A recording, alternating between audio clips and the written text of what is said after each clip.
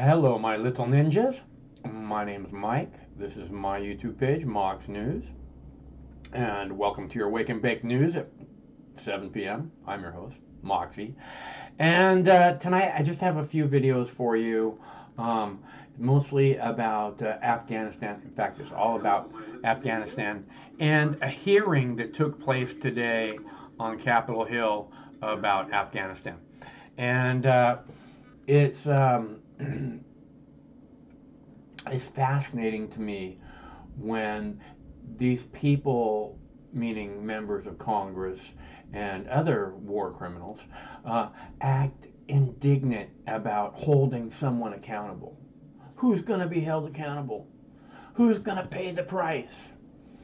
I think it's beyond ridiculous.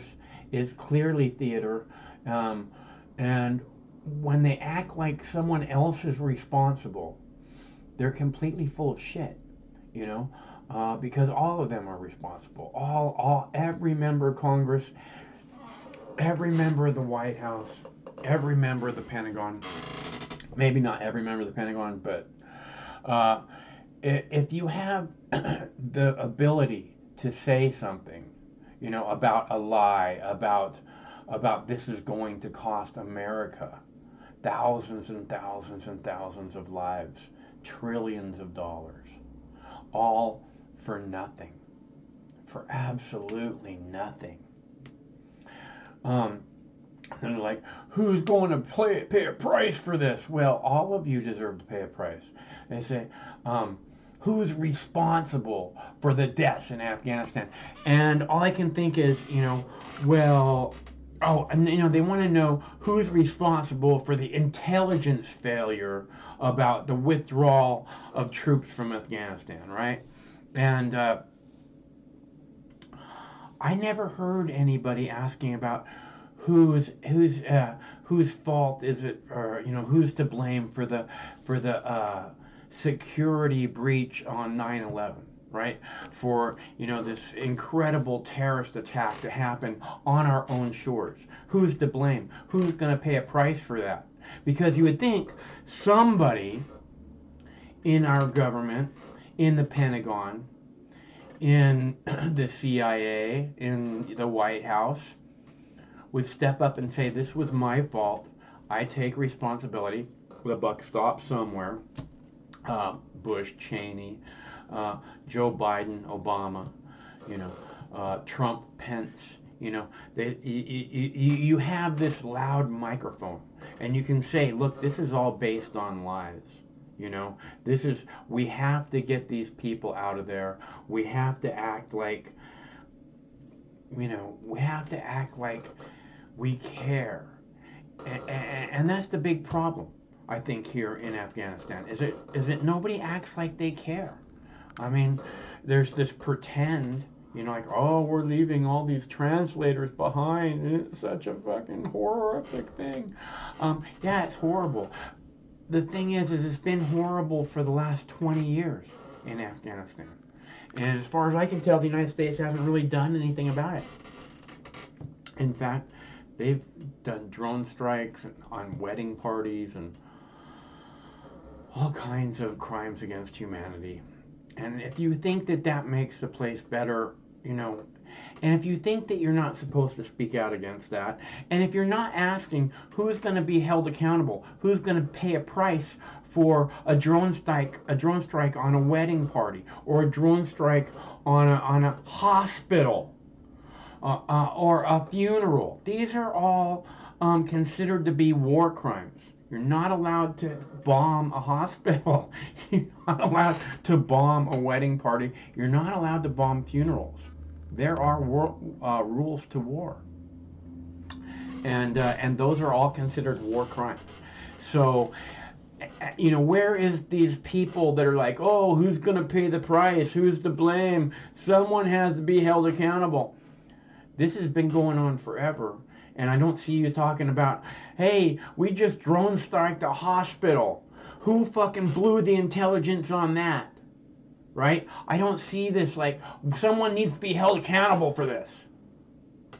I don't see that. So when you see these people acting all indignant about someone needs to be held accountable, and how could they possibly allow this, and how can they say that they had no idea the Taliban was going to take over the Afghanistan government in just 11 days. Okay, well, there was people who said we had no idea that people would hijack jetliners and fly them into the Twin Towers. Well, isn't that your job? To have some idea that this is what's going to happen. And by the way, when it comes to the fall of Kabul and Afghanistan in general, everyone knew.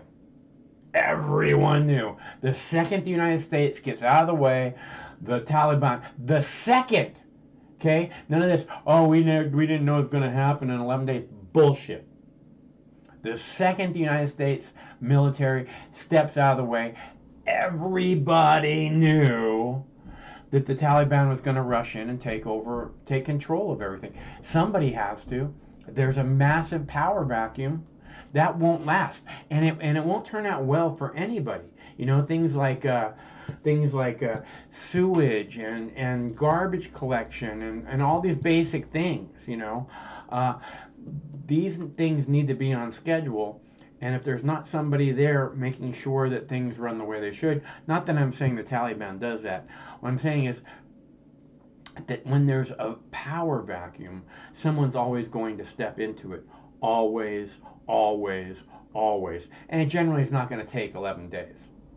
Okay, so everybody knew that was going to happen. Everybody knew every single weapon that they left in Afghanistan with the so-called Afghanistan army, trained by the United States' best trainers in the world. Everyone knew every weapon given to them was going to go straight to the Taliban. Everyone knew it. And we had no idea.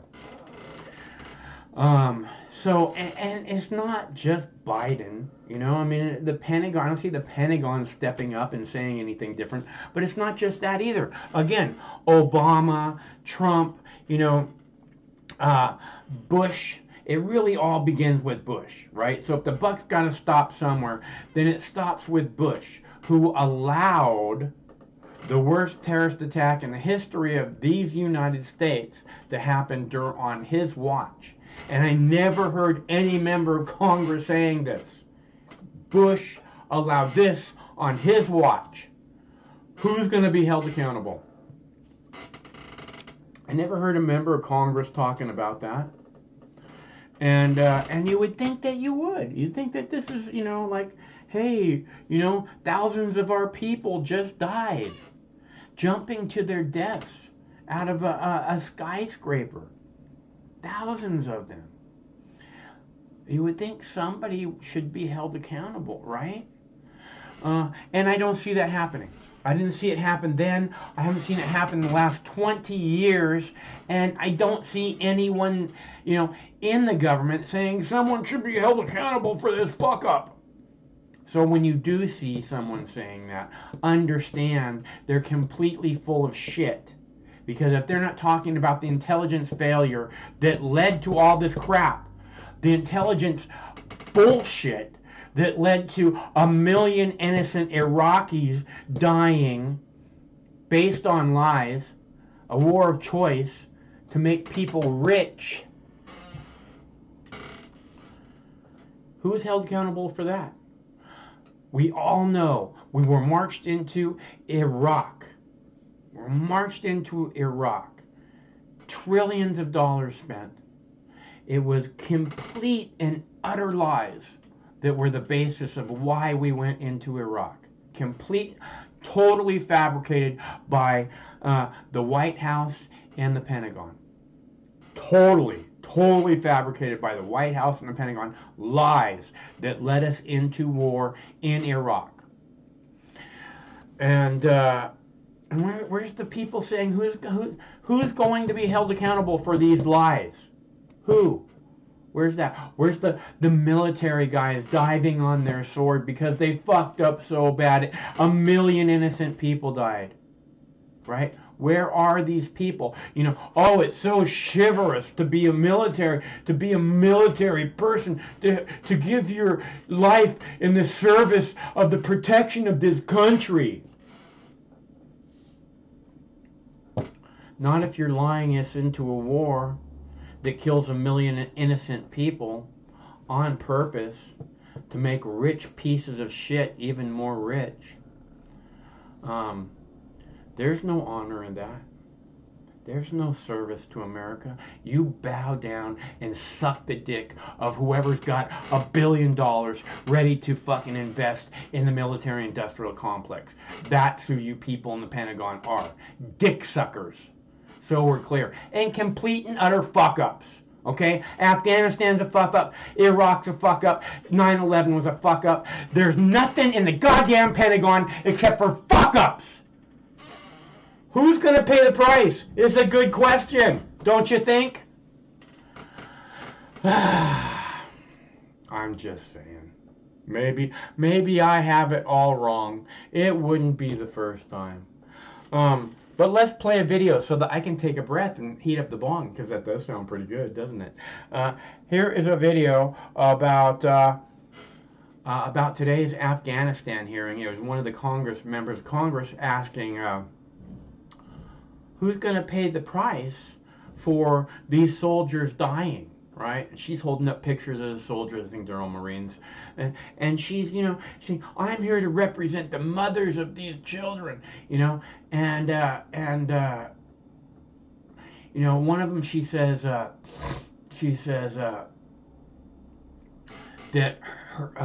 this Marine's parents gave him permission to sign up when he was 17 years old.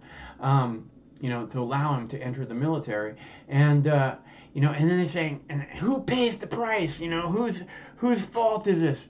And all I can think is, you know, if you have a son who's saying, I want to go in the military, and you know that there's a good chance that he's going to die, or that he's going to come out of the military after killing a bunch of people and be massively depressed and kill himself. There's a pretty good chance of that, actually. So if you don't do everything you can to do your best to talk your child out of joining the military, I think you have some pretty big fucking responsibility there too. So you know. But again, if it wasn't for all the lies and bullshit, these people's children would not have been killed in this horrible place anyways. So again, the buck stops with the people who allowed the attacks of September 11, 2001 to happen, because that's what happened. Those attacks were allowed to happen, right? This big old jumbo jet giant thing flying into the Pentagon, right? It's not like the Pentagon has any defenses anywhere around it. It's not like the Pentagon has any video surveillance anywhere around it, because I didn't see or hear about any defenses going off to protect from this jumbo jet slamming into the, you know, how hard is it to hit a jumbo jet with the most modern military weaponry in the world, right? Sitting on top of the Pentagon, waiting for exactly something like this to happen. I didn't hear anything about any missiles, any kind of defense systems. I didn't see any video from all over different angles of the Pentagon, which you know they have. I didn't see that. Did anybody see that? I didn't see that.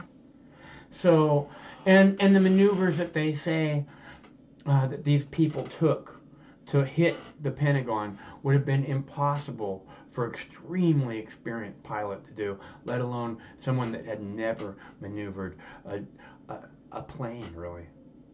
So, it's just bullshit.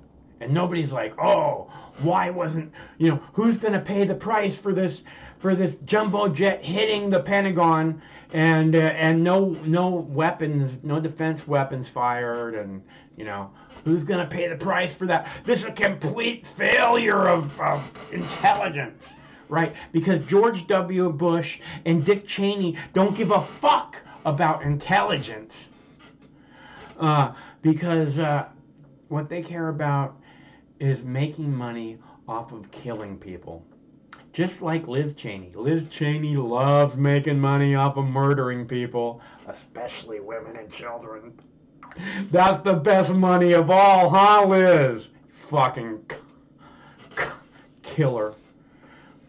You deserve to be in prison forever with your dad right next to you. Uh, because you're horrible human beings, and the only way to make the world a safer place for little children is to put disgusting war criminals like you and your father in prison forever. That's the only way. That's the only way the world is going to get safer for little children, is to actually call out these war criminals: George Bush, Dick Cheney, Joe Biden, Barack Obama, Donald Trump, Mike Pence, Joe Biden, Kamala Harris, to prison for the rest of your fucking lives, because you're horrible, horrible human beings who could stop people around the world from dying at your hand. And you do nothing. Oh, we pulled out of Afghanistan. No. Like I've said numerous times in the past, there is still 16,000 U.S. contractors or mercenaries or paid murderers, 16,000 U.S. contractors still, at least, still in Afghanistan. So when they tell you that they pulled out the remaining 2,500 troops from Afghanistan, they're completely full of shit again. So I'm going to go heat up my tea, and then I'm going to heat up the bong, and then we're going to have a big fat dab. But first, let's talk about who's going to pay the price, because this is a really important discussion, and it'd be really nice if actually we did have this discussion instead of just the theater of this discussion. I hope you enjoy theater. I personally love the theater, and that's why I watch stupid shit like this, I guess. I now recognize Representative Ann Wagner of Missouri, who's the vice-ranking member of the full committee, for 5 minutes. Secretary Blinken, I represent the people of Missouri's 2nd Congressional District, and today I'm also here on behalf of the family of Lance Corporal Jared Schmitz of our region. Let me tell you about this heroic and selfless young man.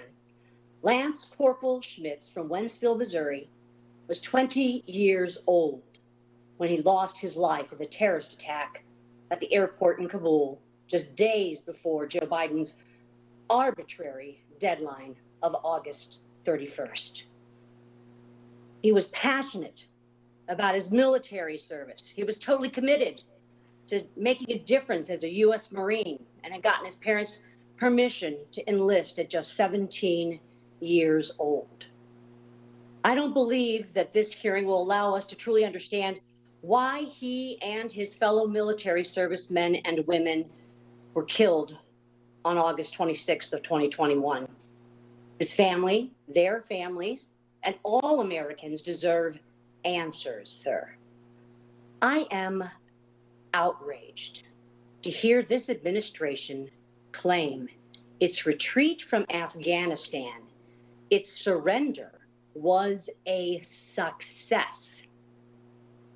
How could anyone say that 13 precious young men and women who lost their lives is a success?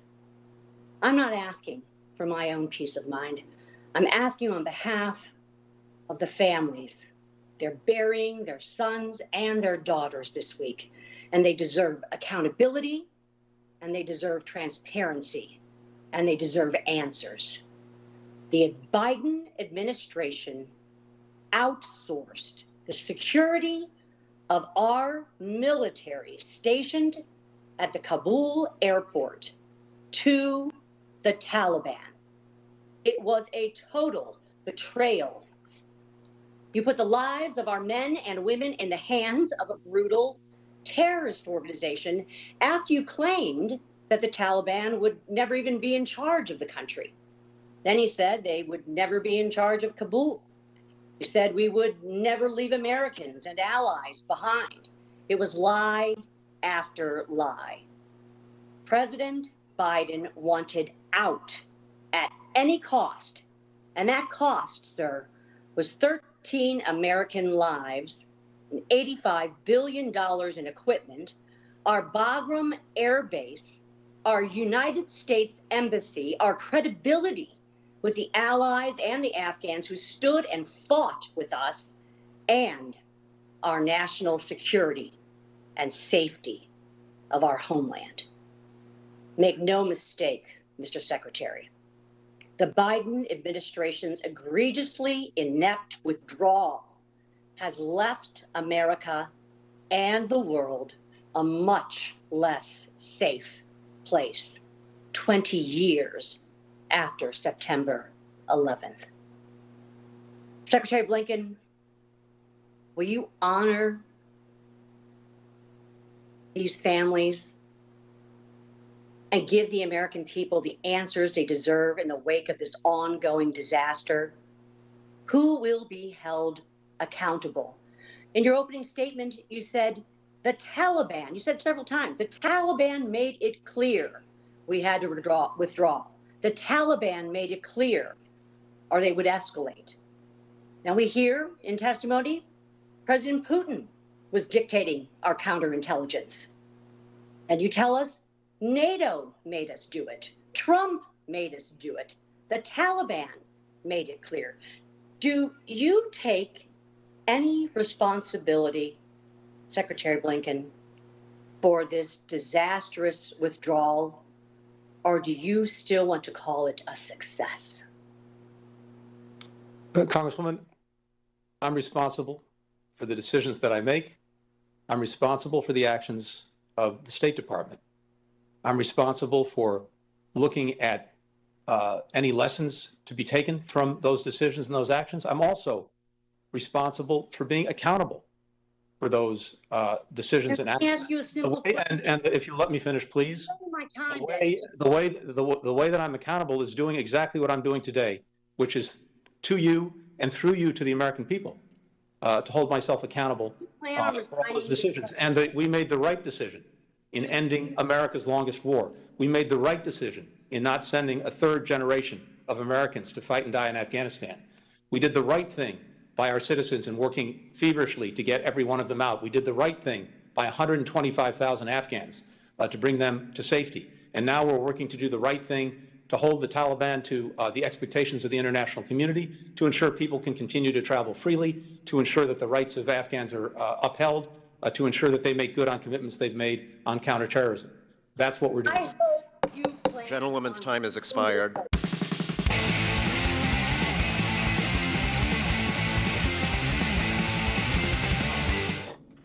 I didn't get the bong heated up.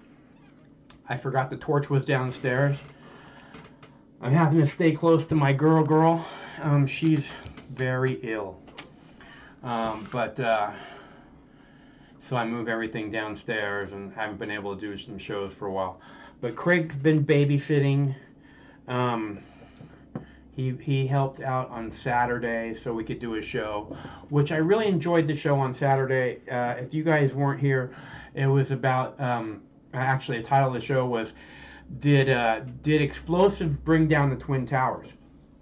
And I really enjoyed that conversation. I thought we had some very good phone callers, and I really want to keep that conversation going.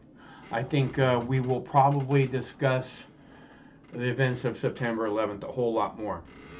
That being said, part of the reason why is when they talk about this Afghanistan, right? They're talking about, as I said, acting indignant about, oh, how did these people die? And they're talking about 13 Marines or soldiers or whatever they were, right? 13 military personnel died. And who's going to pay the price?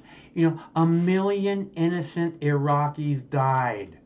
Who's talking about someone paying a price? Who's trying to hold anyone at the Pentagon accountable? Who's trying to hold anyone in the White House accountable? Who's trying to hold anyone in Congress accountable? Who acts like they give a shit at all? It's all theater. How many service people, how many service men and women have been maimed or killed in these wars that are completely based on lies? There's absolutely zero reason that we should have been in Afghanistan for 20 years. Zero. Which means it's all based on lies. It's all a bunch of bullshit. So, when they talk about this, oh, who's going to pay the price for these people? There's plenty of people to pay the price. And yes, Joe Biden is absolutely one of them. And yes, Kamala Harris is absolutely one of them. And I so look forward to Kamala Harris paying a price, going to prison for the rest of her life, right along with all these other horrible, horrible human beings. War criminals and war profiteers. It does not get much lower than being a war profiteer. If you make your money off of death and destruction, how else should you be looked at other than being a threat to all of us? This is where your profits come from. Eventually, you won't care. You won't care See, the problem with the war profiteers and acting like it's fine is that war profiteers are very glad that September 11th happened. They are. So if you're good with that, then I guess you're probably a war profiteer.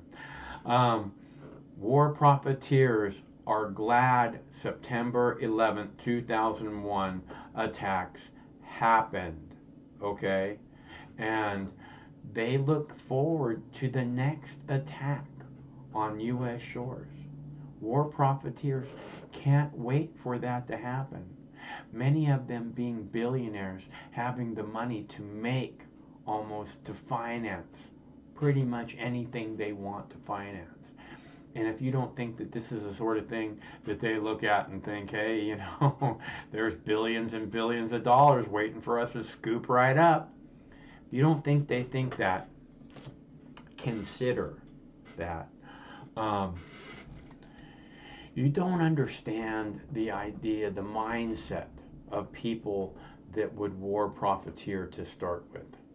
Again, if you are a war profiteer, you're happy September 11th happened. This made you so much money. You can't wait for the next event to happen. They make so much more money. So who is responsible for the death of these Marines? Not that hard to figure out. There's a lot of responsibility to go around, and not one person responsible enough to step up and take that responsibility. Say, yeah, I'm responsible. I am. I may not be entirely responsible, but I am at least in part to blame. It's my fault that we had this intelligence failure. It's my fault that we pushed this line of lies down the chain of command to where this was happening. We went into a war, but it's why wouldn't these generals, why wouldn't one of them be strong enough to take responsibility for their complete and absolute failures? Why don't they do that? Because obviously they're not the honorable men that we are led to believe that they are. Because an honorable man would say, I am so fucked. I don't deserve to live on this planet with good people like you.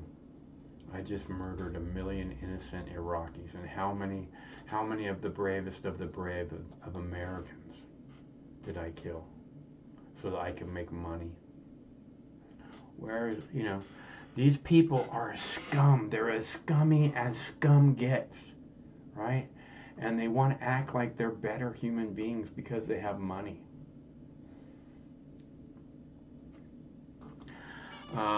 Money, I don't have any money, so I can't really, judge. It just, and I know that important to lots of people, you know. And I know I come out here and I ask for money. I really wish I didn't have to. Meaning not so much that I had plenty of money, but that it wasn't such an important thing to everyone's survival every single day.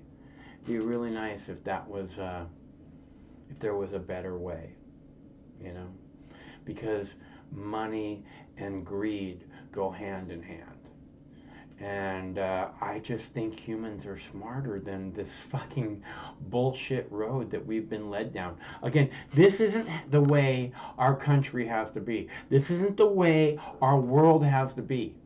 The reason that our world and our country is so fucked is because of rich people who want us to struggle every day while they make massive amounts of money. Because the more we have to struggle every day, the less the rich people have to worry about us coming together and taking the world back and making the world what it should be.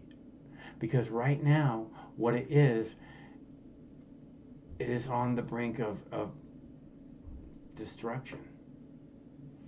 And the rich people don't give a fuck. They have everything they need. You know, so I just feel, and especially the war profiteers must, you know, and you know this woman that's standing up there and saying, I represent the parents of these fallen soldiers. You know that she's a war profiteer. You know she made money off the deaths of those fallen soldiers. And she stands up there and acts indignant and wants to know who's going to pay the price. Well, I sure the hell hope she pays it. If she's a war profiteer, that means 100% that she profiteered off the deaths of those Marines. And when she says, who's going to pay the price? I couldn't hope more that she's one of the people who pays the price, along with all the rest of her war profiteering ilk. Because the world will never be safe with those people running around free. They're much more dangerous, in my opinion, than any old terrorist. Because, in my opinion, again, the majority of the successful terrorists are either going to be working directly for them, or, you know, patsies, or, you know, at least funded by them. Maybe indirectly, maybe with dark money. But you know this is the way it works, right? You know this is how evil our government has become. And you know, they're so terrified of the people coming together. I think it's you know, I think the COVID is just almost incredibly convenient at this time, because the people are like, you know, we can't take this anymore. We can't take this garbage government. We can't take these evil, war profiteering, war criminals representing the good people of these United States. And what I wholeheartedly believe is that when they wrote the Constitution, they gave us everything we needed in order to throw off a over-intrusive police state government, right? They said you have the right to free speech, right? Which is what I'm doing. I'm speaking out against this evil motherfucking government, evil motherfucking Pentagon, and all the evil motherfucking war profiteers that profit from death and destruction and cannot wait for the next terrorist attack to hit the United States. In case you don't understand what I'm saying, war profiteers living in this country cannot wait for there to be another giant terrorist attack on our shores. They look forward to it so much. It's like a praying mantis waiting for it to happen. Actually, a praying mantis is a much more noble creature than a piece of shit war profiteer. So I don't mean to give praying mantis a bad name.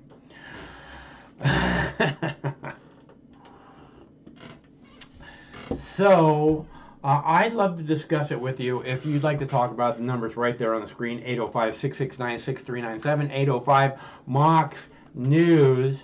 I only have a couple more videos left because I told Craig, that I just wanted to do a show. I wanted to see if he was going to be available to work the phones. And really, it's not so much work the phones. I can work the phones on my own, as you've seen me do many times.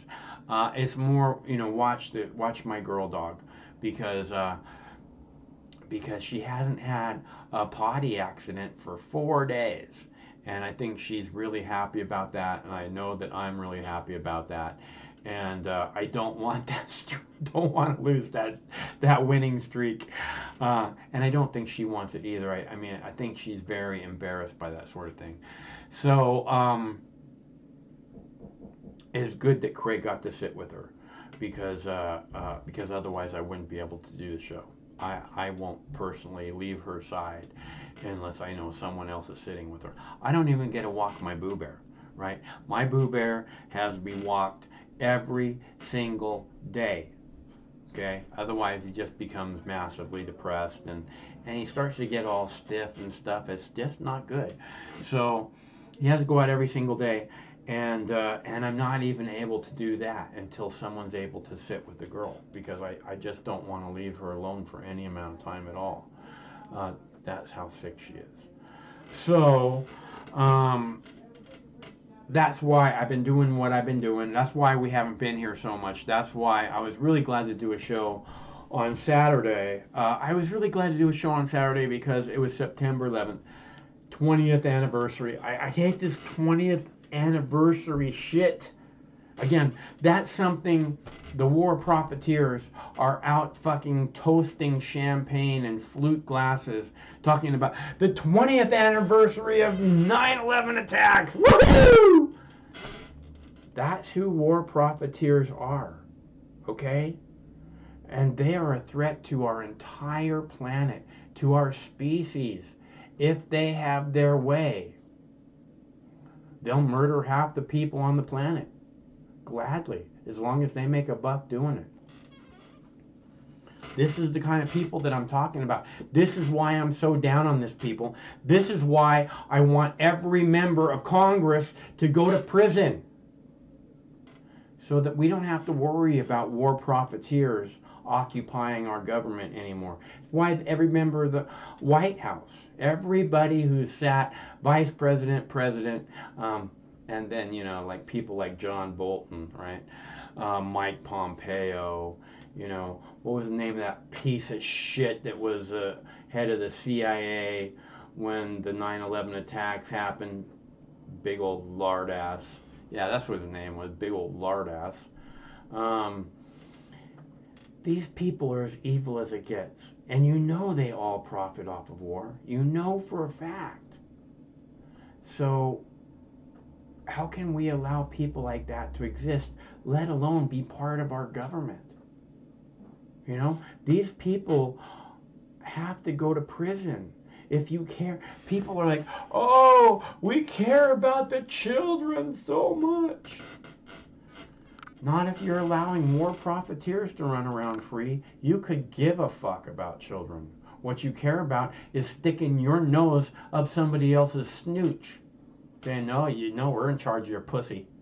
You can't do, we're in charge of your ovaries. You don't get to do anything without our permission. But they don't give a fuck about the war profiteers. Oh yeah, gotta make money somehow. Scumbags.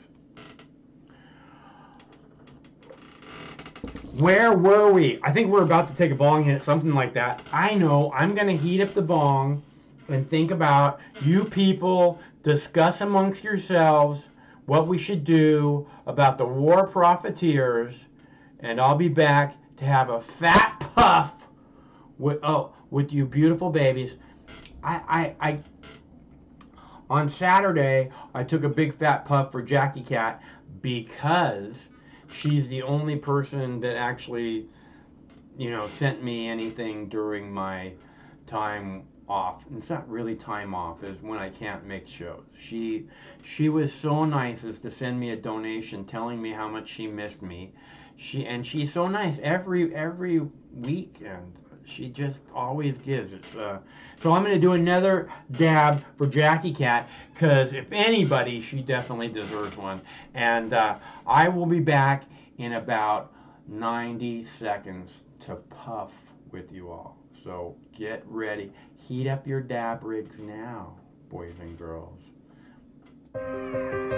Sometimes life can be a little overwhelming. Sometimes the weight of the world can be too much to bear.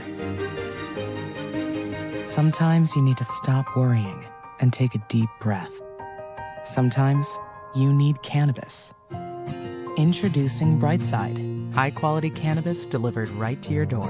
Brightside offers an extensive menu of strains and products to meet your needs. Choose the experience you want, and we'll send you the dankest herb, the real sticky icky, some top-shelf marijuana. If you like what we send you, keep the whole jar.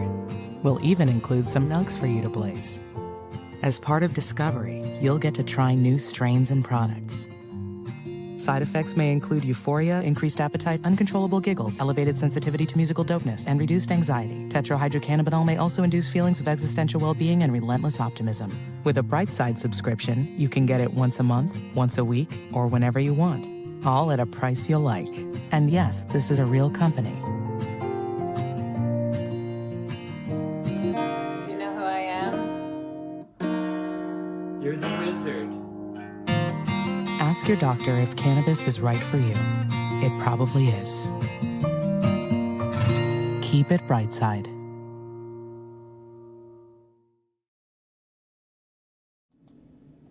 All right, almost ready. I just got to get a little something on my little dab stick here, and we'll have a nice fat puff. Actually, these dabs came out of my garden, which is the first ones to come out of my garden this summer. Kind of a test, see if they're ready yet or not. I'm not disappointed. Let's put it that way. Most of the weed I grow goes straight into the crock pot because it's just not smoking quality. And this is okay. It's not like, top shelf or anything, but it'll work for now. Thanks so much for tuning in. Please follow me and do exactly as you see.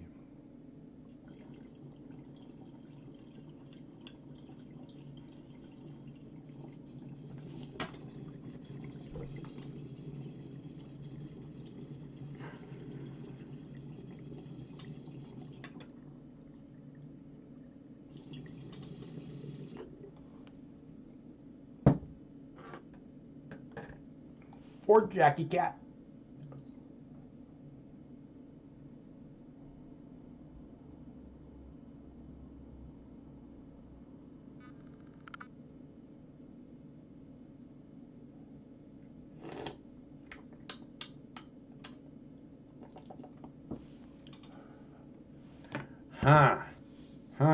That's my second puff. The stuff from my garden this summer. It's a little bit spicy. Smells very decently. Interesting. Anyways, where were we? We were talking about war profiteers. I know I talk about war profiteers constantly. I think it's this important subject that no one's talking about. Okay? This is a scourge upon our planet. These incredibly evil people who think it's okay to make money spreading death and destruction.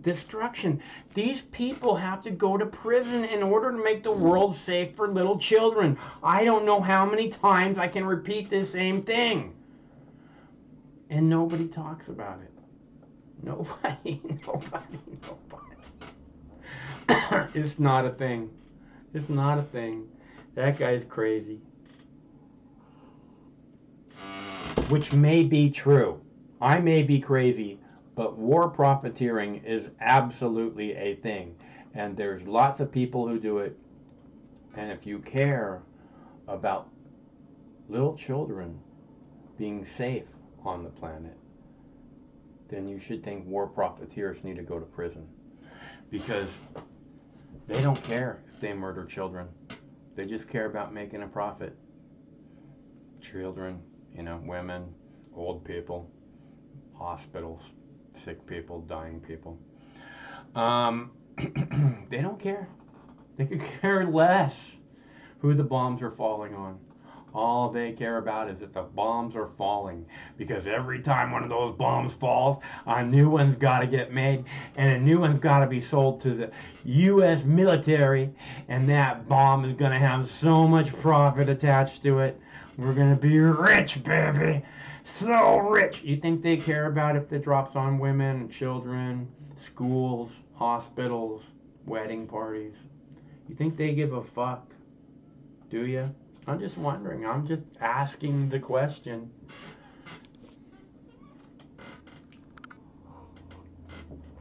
I'm waiting. I've given you the chance to respond. Okay.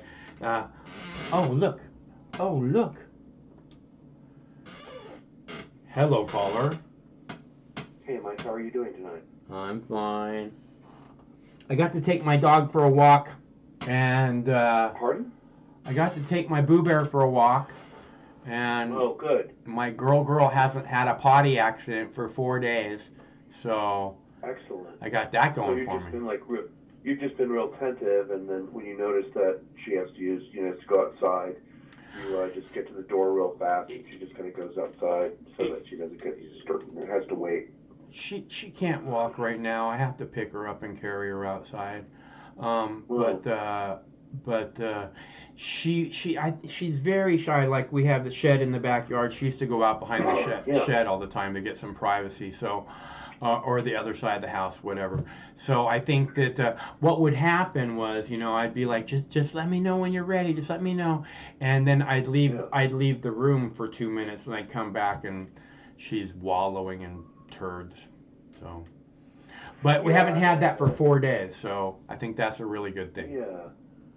Well, I think you're right about the dog being self-conscious about it. I mean, the dog knows that it's clean inside, and that's where it lives with you and Craig and others, and therefore, it understands that. Of course it does.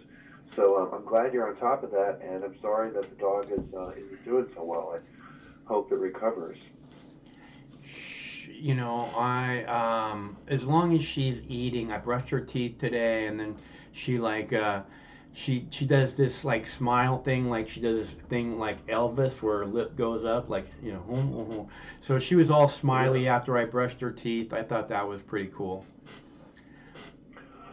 I mean, I didn't do any research tonight, but you said something a couple minutes ago. I started listening about 20 minutes ago, Mike, but you said something about what are we supposed to do? How do we counteract the military-industrial complex and the war industry and these war profiteers and these people who steal from us and all these people. I mean, and I don't really have a definitive answer to that question, but that's a question I've asked myself my entire life. So when I was 19 years old, I helped start a peace group where I was going to school. It's still there to this day, 36 years later. And then I protested against nuclear weapons. I protested, against the first Gulf War, and against the Iraqi sanctions and the Voices in the Wilderness, which was a campaign to draw attention to the impact of sanctions in Iraq, and then the Afghan war, the anti-globalization movement. So I've been involved my whole life in this awareness of what the military-industrial complex is. And I don't know what to say that there's an answer. I talked with a professor of mine whose daughter is now on the Seattle City Council, and I trust him. He's a smart man. And he made a good point in 2004. He said that, when these governments have arisen in the past, they only really fell when they were occupied by another country. That's how pessimistic he was. Yeah. He's Nazi Germany is a great example. Nazi Germany just didn't go away. right? It was an evil force in the world. It was a militarized society. There were a lot of problems that were going on there, and it didn't just go away. It was occupied by 4 countries and was split into 2 pieces for like 30 or 35 years, right? Yeah. That's how that was solved. So if you want to look at like the amount of damage, I mean, I honestly think that our influence on the world is much greater than what Nazi Germany's influence on the world was in 1939 or something like that. We have a much greater influence on the world, and our police state, like, there was the Church Committee that investigated the CIA in like 1975, and we found out that they were conducting domestic, operations, the Central Intelligence Agency in the U.S. That we've learned that, like, that guy Fred Hampton with the Black Panthers, and the Black Panthers were being assassinated by cops in Chicago who were working with the FBI.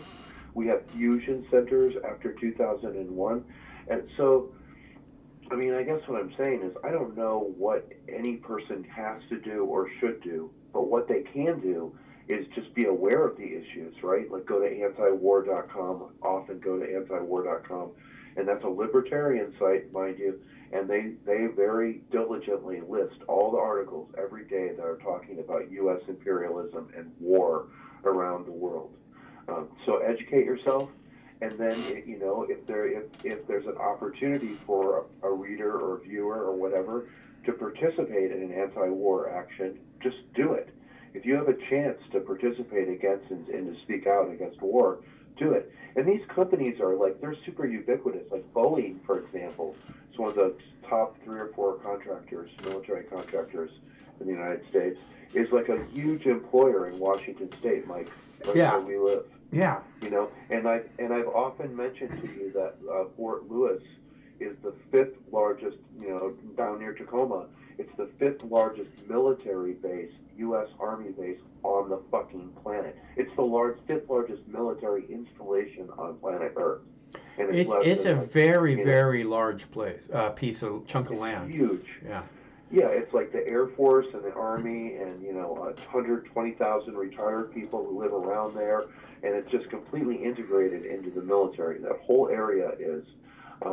But I think the reason why I feel bad, and maybe why other people feel bad, is it isn't just that we've spent all of this money on war, since like the Civil War, I would say. Although we did fight wars before the Civil War, the Spanish-American War in 1848, for example. But like, it was to take land and take shit from people, right? So when we fought the wars against the Native Americans, like the Sioux, the Lakota Sioux, in the 1860s, 1870s, after the Civil War, we fucking just took their land, Mike, and had people settle it and steal their minerals and stuff. And same thing in California and in Washington and other parts of the West. We just basically took their shit and then like used force of arms. And then we did the same thing with the Philippines and the same thing with the Spanish War in 1898. We just took a bunch of shit around the world, with our army. And then, again in World War II, we kind of did it big time. We just like took half of fucking Western Europe and occupied Japan and occupied half of Korea for like whatever, 50 years or something, Well, it's still that way. And still that way. Yeah. So I just think people need to think about those things. Like, those aren't all good things, right? Like, those things made people rich, and a lot of people died in all those examples. Yeah, this is the big problem with the building of the bombs for profit in particular, is that they are constantly building them, and if they're not used, then there's nowhere to put them. So they have to use the bombs periodically, at least, in order to keep the whole process flowing. And there's always the risk, when I was in debate and stuff as a kid, like, there's the biggest risk to an argument, the biggest impact to any argument that anybody makes in a debate ever is the risk of nuclear war. Does this policy increase the risk of nuclear war, especially if you're talking about foreign policy and shit like that? And that's something that, like, I don't think people really take that into consideration. Like, ordinary people think about the fact that, You know, an accident in South Dakota, an accident in Bremerton, Washington, an accident in some army base in Germany or something could literally start a fucking global nuclear war still today. Like, it's a threat that still exists today. Accidental nuclear war, right? And with the do you think so? Do you think so, really? I do. Yeah, I really do. I actually do believe that, like, It's not that I believe that they're more secure now than they were before. It's that if anything, they're probably less secure. But it's that I've been hearing this fucking fear and terror thing my entire life. Right? When I was little, it was duck and cover. It was duck and cover. I mean, they literally showed those films in school. Right? And to scare the people. Yeah, right. It's this propaganda to make you afraid, to grow up afraid. Little children, they're showing this to. You know, you can die in the next 30 minutes, vaporized. You know, can you imagine how terrifying that is for a second grader? Imagine how terrifying it must have been right after John Kennedy was assassinated, after the Cuban Missile Crisis, and living in the United States, and just realizing that, like, you know, there's a weakness in our government and there could be a strike against us or something. Yeah. Well, what I was getting to is that I've been hearing this my whole life. It's like I tell people who call the phone and they say, you know, oh, the economy's going to collapse. You know, I say, well, you know, it might, but I've been hearing that since 2001, September 11th. You know, at the very least, every fucking day. Oh, the dollar's gonna crash. This gonna happen. We're all gonna fucking die. You know, and I don't see it happening 20 years later. Although it could happen at any moment. So I you know, I think we've been. That's really why I say, you know, about as far as do you think that it's actual threat is that I don't know. When you were talking about people registering the threat, I myself grew up with it. It's like the same thing, fear, fear, fear, and I don't even think about it anymore, you know? Like over the weekend, there was a breaking story about North Korea test cruise missile, you know, and it's like the same thing, fear, fear, fear, and I'm like, yeah, they've been testing missiles a long time. And Russia has hypersonic missiles, and the race is the arms race, which benefits the arms manufacturers, right? Whether they live in America, China, or Russia, they all benefit from this arms race.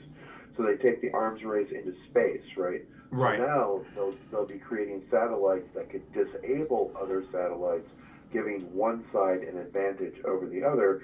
And then, you know, there's all kinds of... That's also considered to be a war crime, by the way, for those of you who don't know. Go ahead.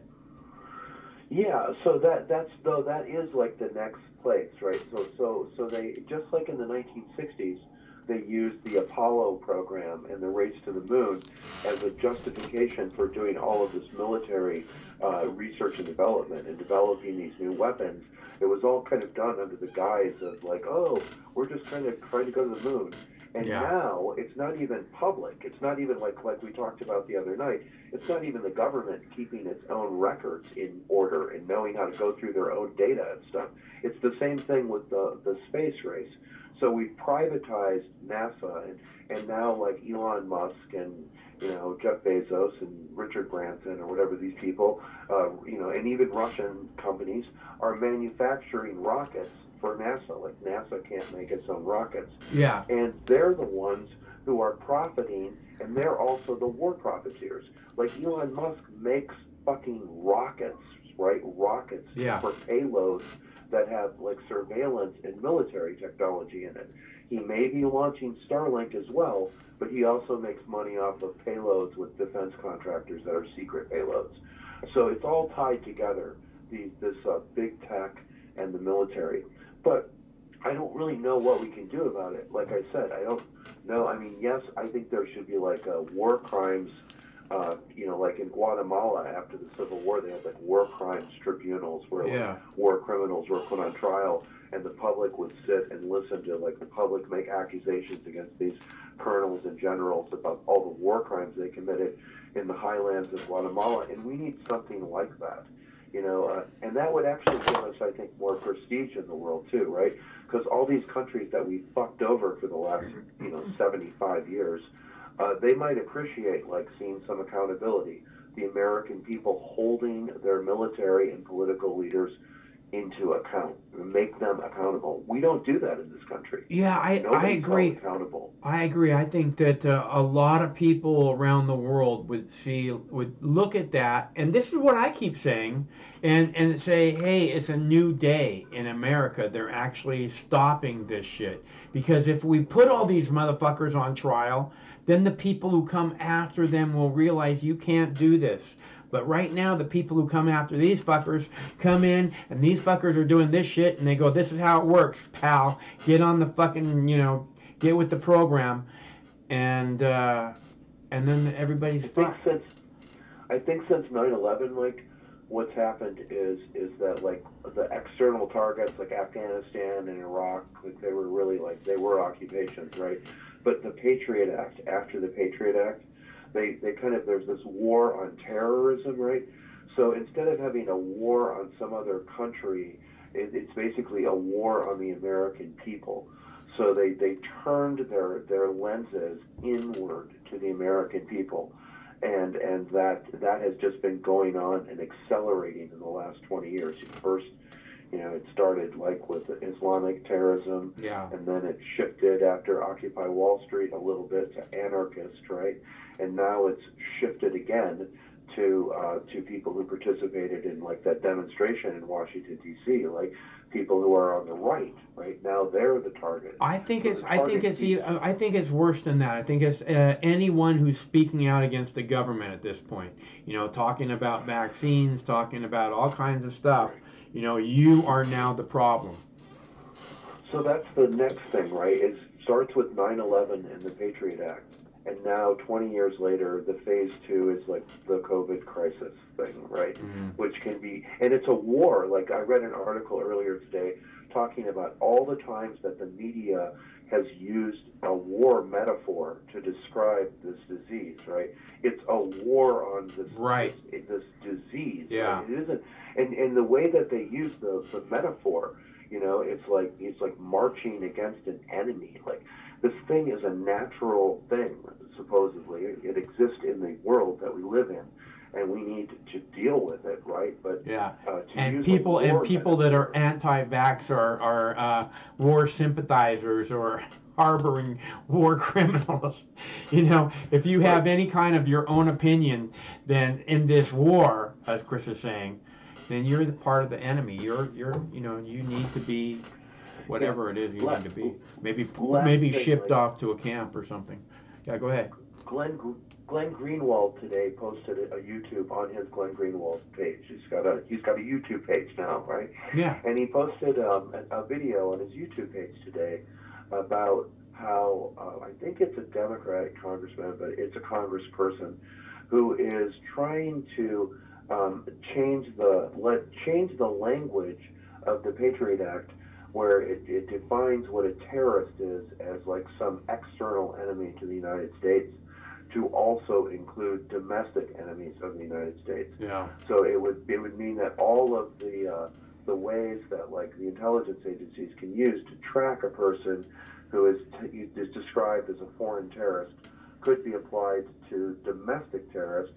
Of course, that is anybody who has a political opinion that is different than yours, right? That's how totalitarian, tyrannical, authoritarian governments work, is like you define your enemy as a terrorist and then you go after them. Now, this isn't anything new, but what it does do is it codifies it in the law. So the law says that like the Patriot Act that was created in 2001, will also apply to, for example, people who went to that demonstration in Washington, D.C., people who are opposed to COVID vaccine, people who are opposed to like environmental destruction, they'll call them environmental terrorists. People who are opposed to police brutality, they're going to call them like, crazy terrorists. So anybody who questions or critiques the government and what the fuck is going on is just going to be labeled a terrorist. And everyone else is just kind of mindlessly walking along saying, yeah, of course they're terrorists. Yeah, of course they're terrorists. That's where we live. They're a threat to all of us. How can they not be terrorists? I heard on CNN, Mike, that they threaten people. They're live. I heard they threaten people too. And yeah, and NPR is the worst. I've been listening to NPR in the car because I had this 35-minute commute or something, and I listen to classical music and I listen to the news on NPR, and the NPR news is the worst. It is. I can only take it in bits before I literally have to turn it off because it's just propaganda. It's just straight up corporate propaganda. It all is. I mean, it's not like any other news service is really that far from that. Really isn't. All right, well, those are a few thoughts on what to do and on war profiteers, and they're real. They're not. I mean, there really are war profiteers in this country, and I mean, we do need to do something about it. And not only they really are war profiteers in this country, they really are looking forward to the next terrorist attack on the shores of this country. If you understand what a war profiteer is, then it's easy to understand that what I'm saying, that they are looking forward to the next terrorist attack on our country. It's easy to put two and two together like that. Yeah, law and order and security, they all thrive on fear. So if people are afraid, that's when they are willing to compromise their ethics and their morals and do shit that they would never, ever do. Nobody thought we were going to occupy Afghanistan for 20 years, in 1999 or in 2000, right? Nobody imagined that was going to happen, even though it happened, just because of a lot of fear. So it obviously works. I really hope other listeners, though, might call in because it is a call-in show. So I look forward to listening to a caller and maybe watching another video. Okay, we'll have another video. Cool. Thanks so much. And thank you for being on the air tonight. And I hope Sammy gets better. I do too. Thanks for calling, Chris. It's good to hear from you. Yeah, thanks, Mike. Good night.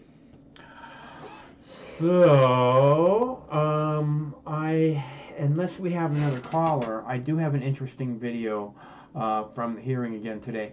It was kind of a contentious exchange between one of the congressmen and the Secretary of State, I think is who it was, and he just kept calling him a liar. I don't need a response from you. You're a liar.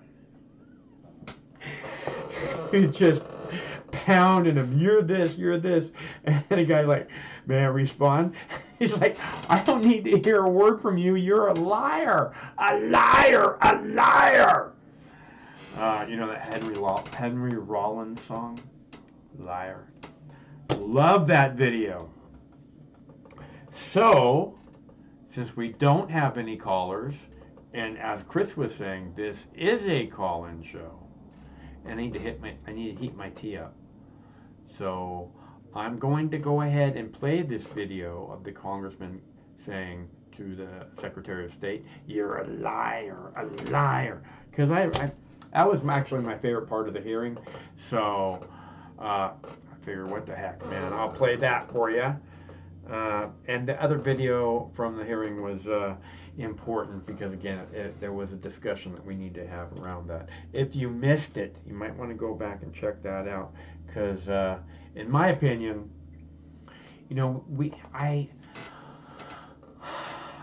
I think the potential for the discussions that we could have here are great.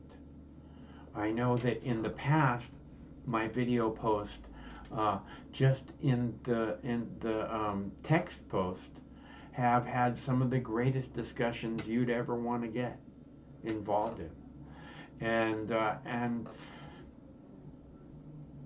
anyways, it's about, again, not just me blathering on and giving you my point of view, or it really isn't. I mean, I don't have to do a call-in show in order to do that, in order to just blather on my opinion the entire time. I really want your opinion. I really feel your opinion is very important.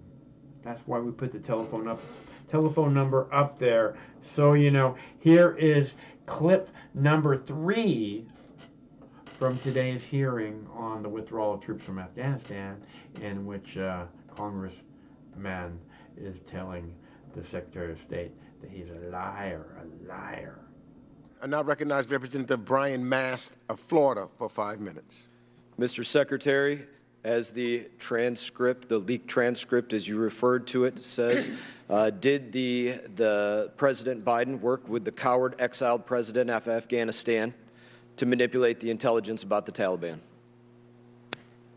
What the president said to then President Ghani in private is exactly what he said in public, that the issue was not whether Afghanistan had the capacity to withstand the Taliban. It's whether it had the will and the plan to do so. He urged him the transcript is a lie. It's have false. That plan. It's incorrect. He did not and work. To bring people together in unity. You're saying it's false, it's a lie, it's incorrect. He did not work to tamp down the intelligence on the Taliban. Absolutely not. So the transcript is incorrect. That's your testimony today. The intelligence that we've already discussed at some length about what the assessments were of the Taliban and its capacity to take over the country. I think that everybody looking for an explanation about what happened and how everybody got it so wrong, how your administration got it so wrong, needs to look at that as the most likely explanation, asking the president to manipulate the intelligence of what was actually going on with the Taliban. And I'm going to tell you the 13 families that deserve most to really hear the honest answers on that. It's these families. Marine Lance Corporal Kareem Nakui. His family deserves to truly know that. Marine Corporal Dagan Page. His family truly deserves to know if that's why they are missing their son, because intelligence was manipulated.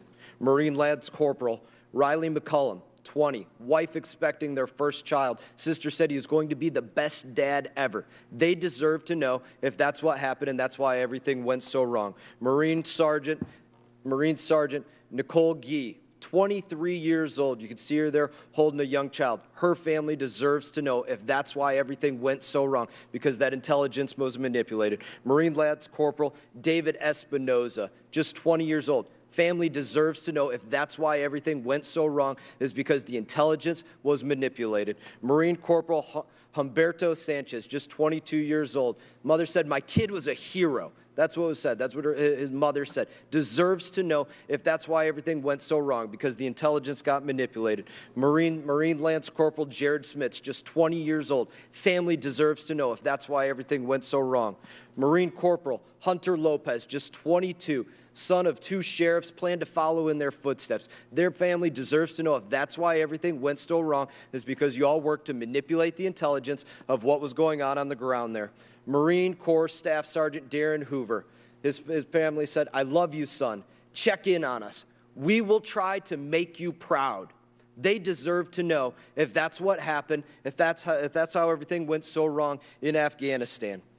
Marine Corps Sergeant Johanny Rosario Picardo, family deserves to know if that's why everything went so wrong, because you all worked to manipulate the intelligence of what was going on with the Taliban. Marine Lance Corporal Dylan Marola, just 20. Family said he always had a smile on his face, was the kindest person. They deserve to know if that's why everything went so wrong, because you all manipulated intelligence. Army Staff Sergeant Ryan Canals, the ultimate honor he could give was to give back to his country. He would not be sorry. He would not regret it. That's what his family said. They deserve to know if you manipulated intelligence, if President Biden manipulated intelligence, and that's what led to everything going so wrong. Navy Corpsman Maxton Soviak, just 22. His family deserves to know if that's why everything went so wrong. We deserve hearings on what's going on with that leaked transcript. We deserve to know why there are others that remain in Afghanistan. Mark Frericks, Navy veteran, disappeared in Coast Province January 30 of 2020. We deserve to know what's going on with his release. These are things that have to be answered for. I do not believe whatsoever what you're saying about the administration not working to manipulate that intelligence. To me, that is the most logical explanation of how so many in the intelligence community got this so wrong about what was going to happen in Afghanistan, why it would seem somehow logical for President Biden to leave the, quote, most advanced military weaponry, why some would not speak out against that if they were getting the false intelligence because it was coming from the top down to manipulate it. In my opinion, that's absolutely aid and comfort to the enemy. I absolutely wonder if you were complicit in this as well. I find it hard to believe that President Biden would do that without you being aware of this, and these are things that we deserve to know better answers, have better hearings on this. I do not believe a word that you're saying on this. Simply put, I do not wish to hear from you. I'm not simply yielding you a put, moment of Congressman, time. what you I'm said not is yielding dead you a moment wrong. of time. I don't wish There to is hear no your lies. manipulation You've of heard your intelligence, lies when you step period. up in front of the camera. And Not listening you to have all been Don't wish to hear regularly your lies. apprised of the intelligence no, thank you for your assessments. lies. Gentlemen, the gentleman will Not looking suspend. to hear your lies. The gentleman's time, Not looking to hear the gentleman's time has expired. And so has the The secretary. gentleman's time has so expired. is the secretary. The secretary can answer the question. I didn't ask him a question. You did ask a I question. don't want to hear from the secretary. The gentleman's He time lies to has us when he expired. steps in front of the camera. That's The what he gentleman's does. time Lies to us when he steps has in front of the expired. camera. Expects the Secretary, Taliban to live up the to their gentleman's commitment to time counterterrorism. Least has believable answered. thing I've ever heard. The gentleman's time has expired. People need to use common The sense with gentleman's this time secretary. has expired. We're here to hear from the secretary. Not to hear lies. The gentleman's time has expired. Mr. Secretary, if you wish, you may answer the question. We don't need to hear lies. Thank you, Mr. Chairman. Just to respond briefly, what the congressman said is simply wrong, period. Second, I think virtually every member of this committee has had access to or been apprised of the intelligence assessments throughout the year. And you know what they were, you know what they are. And we will continue to provide those assessments and those briefings in the weeks and months ahead. You've heard the chairman of the Joint Chiefs of Staff say that he has not seen anything that indicated to him or to anyone else that the Afghan government and military would collapse in 11 days. The Director of National Intelligence has said that even in the days leading up to the Taliban takeover, intelligence agencies did not say collapse was imminent. This unfolded more quickly than we anticipated, including in the intelligence community. And I could go on. So what has been said and alleged is simply not true. And that would be. I now recognize the gentlewoman from Nevada, President Ms. Tina Biden was Titus from manipulating Nevada, intelligence. is now Obvious recognized assessment. for That 5 makes minutes. sense. That's why it all adds up. The gentleman's Mr. time has Chairman. expired. He definitely And the proved gentleman point. will cease immediately. He definitely proved the The point. gentleman Well, will thank you. cease immediately. Well, he proved the point. Thank you for letting him prove it. I appreciate I that. now recognize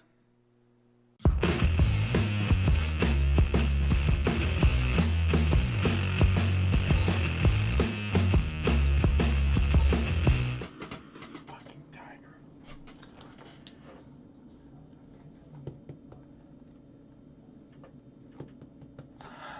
That was my favorite part of the hearing today that I saw. I was back and forth hanging out with my girl. But that was my favorite part from what I saw. There might have been some other good parts. It's this thing, who are we gonna hold responsible? And it makes me so angry because it's like, how many other people should have been held responsible up before now? Hello, caller. Hello, my name is Alex. I live in St. Louis, Missouri. I was the dude that's supposed to move to Japan, but COVID kind of put the kibosh on things. You came up in my feed, so I figured I'd call in. And Oh, I like that's the cool. topic. Hey, Alex, it's good to hear from you, man. You didn't get to go to Japan, huh? No, I am. It's just waiting. I have the waiting game right now. I think January is going to be the best time for visa holders. Like, I got approved for my entry certificate, but like I got to have it turned into a visa. But I think the earliest right now they have those approved will be January. Like tourism to any part of Asia besides Philippines, Thailand, and South Korea, it's going to be, in my opinion, at least till next summer, in my opinion, because of the COVID stuff. But if you have a visa starting probably in January or February, yeah, you'll be able to come in because they want your money. Now, the thing is, like, the topic tonight about the Afghanistan stuff, like, my half brother, he was in the Marine, he was intelligence in the Marines, right?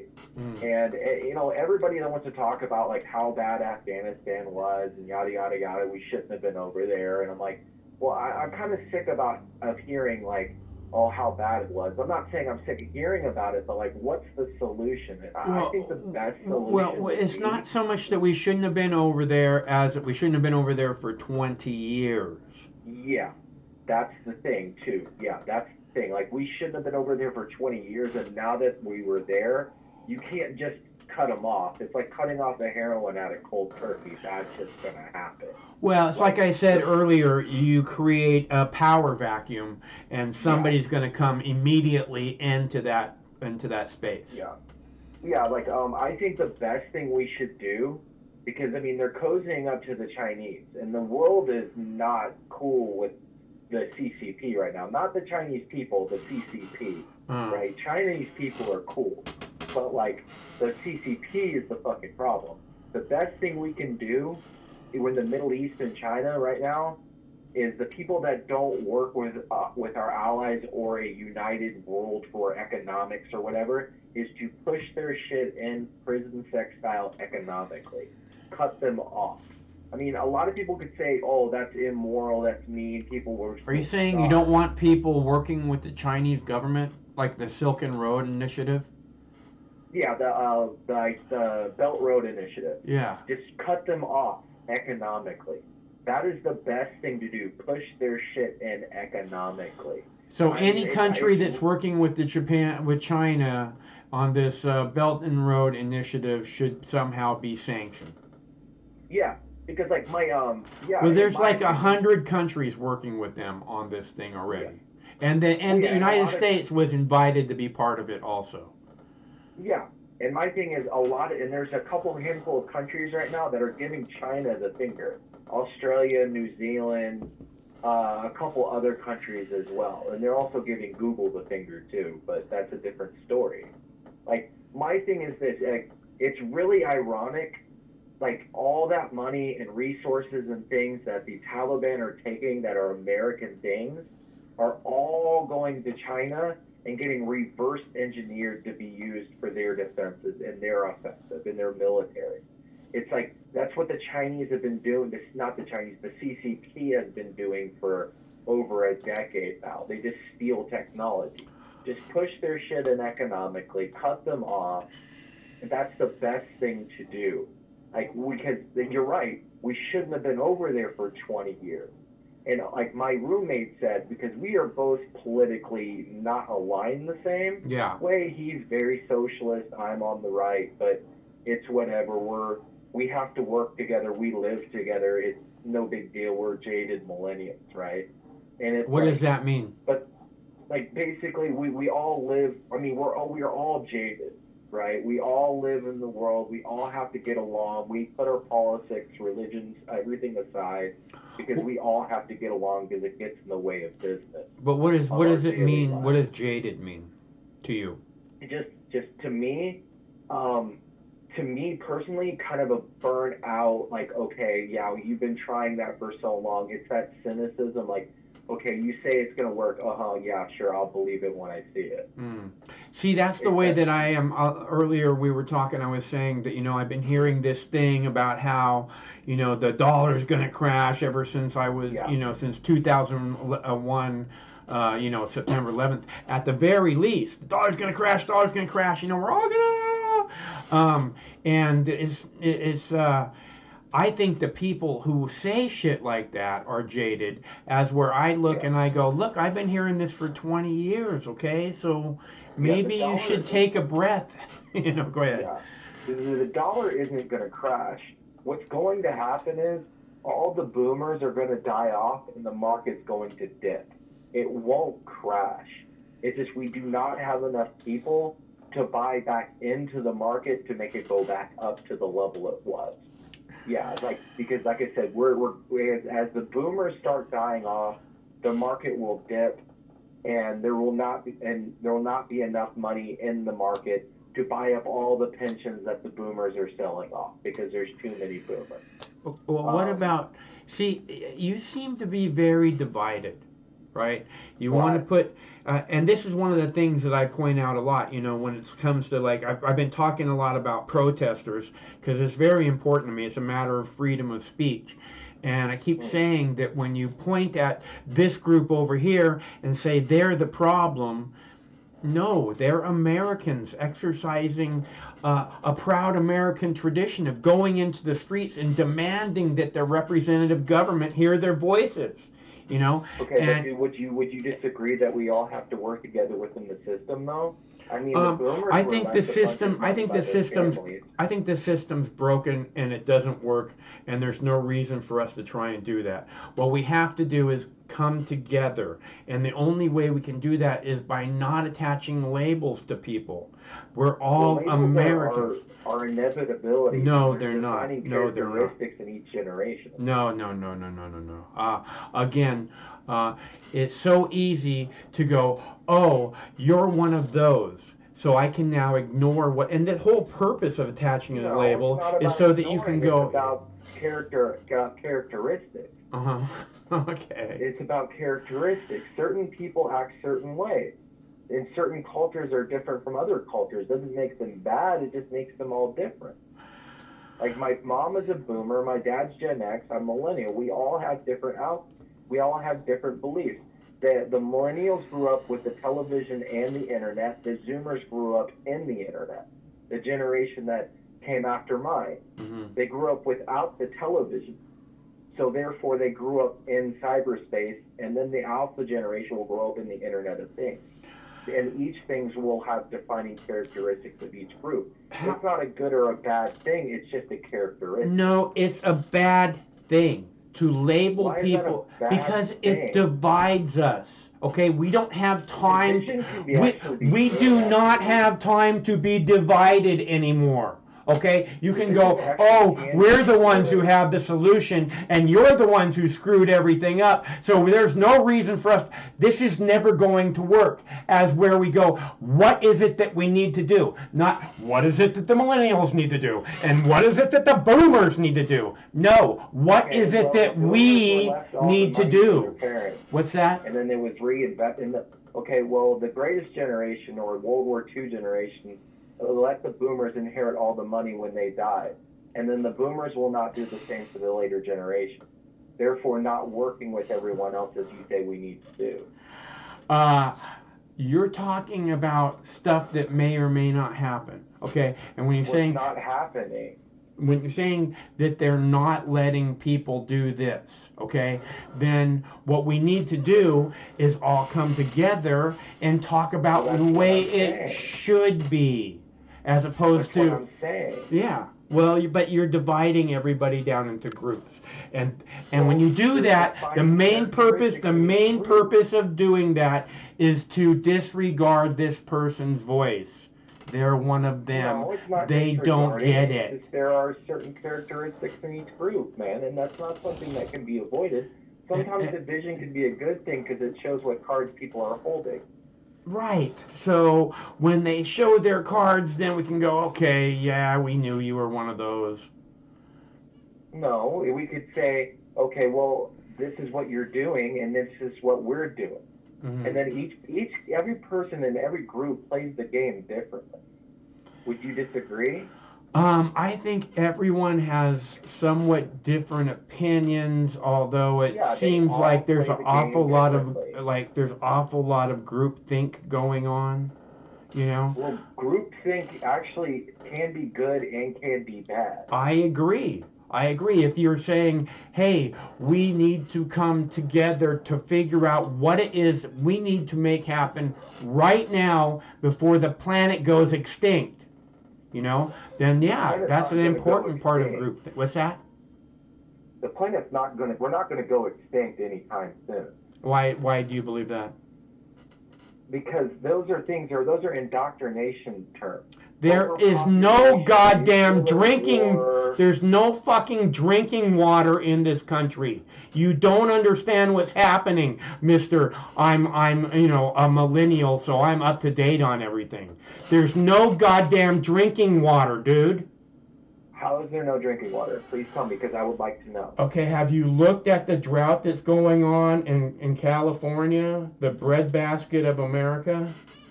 Yeah, and have you seen all the people that are fleeing from California, going to places where there are resources? Yes, and you think that that's a positive? Yes, actually. If something doesn't work where you're living, move. So that's what all the people in Guatemala are doing, right? Sure. If they're moving, let them move. Okay. Or fix their homeland. I'm telling you, the last thing we need is a mass migration in this country. And for you to think that it somehow is a positive, seems like you're not really up to speed on, you know, where we're at in the world. I'm not saying the Guatemalans need to move. I'm not talking about Guatemalans. I'm talking about people from Southern California moving to Washington State because there's water here and there's no water down there because they gotta fucking water their bullshit lawns in 100-degree heat. Okay, well, when the market demands, like, you can't do anything, there are such things as bad markets. And you cannot keep investing into something that keeps going down shit creek. And there's a point when you have to pull what you have invested out and say, hey, I made a loss. I'm sorry, I can't continue down this road. It's time to move on. This is why that term, you can't put your eggs all in one basket, exists. Those people, I know plenty of people that have left California and moved to Texas, or plenty of people that have moved from New York City down to Florida, because these are shithole places to live. And they've tried and tried and tried, and like, hey, we can't do it anymore. Wait, Florida and Texas? Florida and Texas are shitholes? Florida and Texas. No. New York City and California.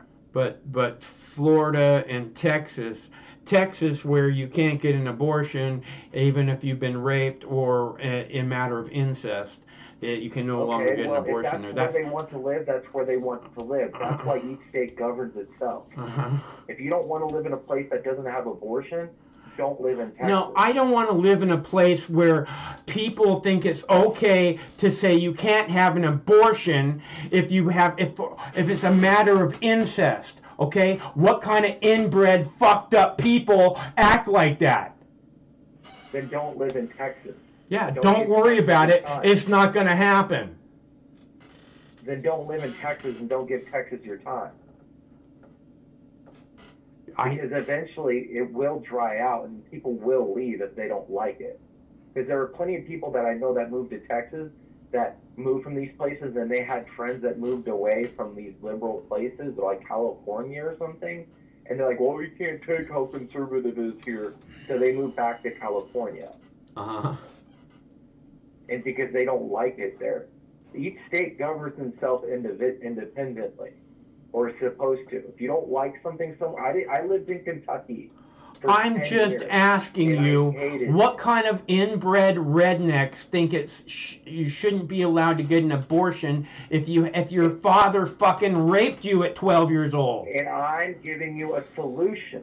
No, you're not. Go to Texas You're not answering the question. I'm asking you a question. What kind of fucked up inbreds think that's okay? And I'm giving you a solution. No, you're not. I'm asking you a question. Don't go to Texas. Answer the question. I've already told you. If you don't like it, don't go to Texas. I want to know what you think. What kind of fucked up inbreds think it's okay to say you can't have an abortion if your daddy raped you at 12 years old? And I've already told you. No, you haven't. You haven't answered the question at all.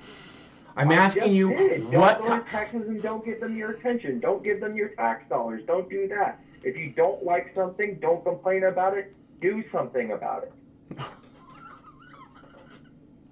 I do. Day after day.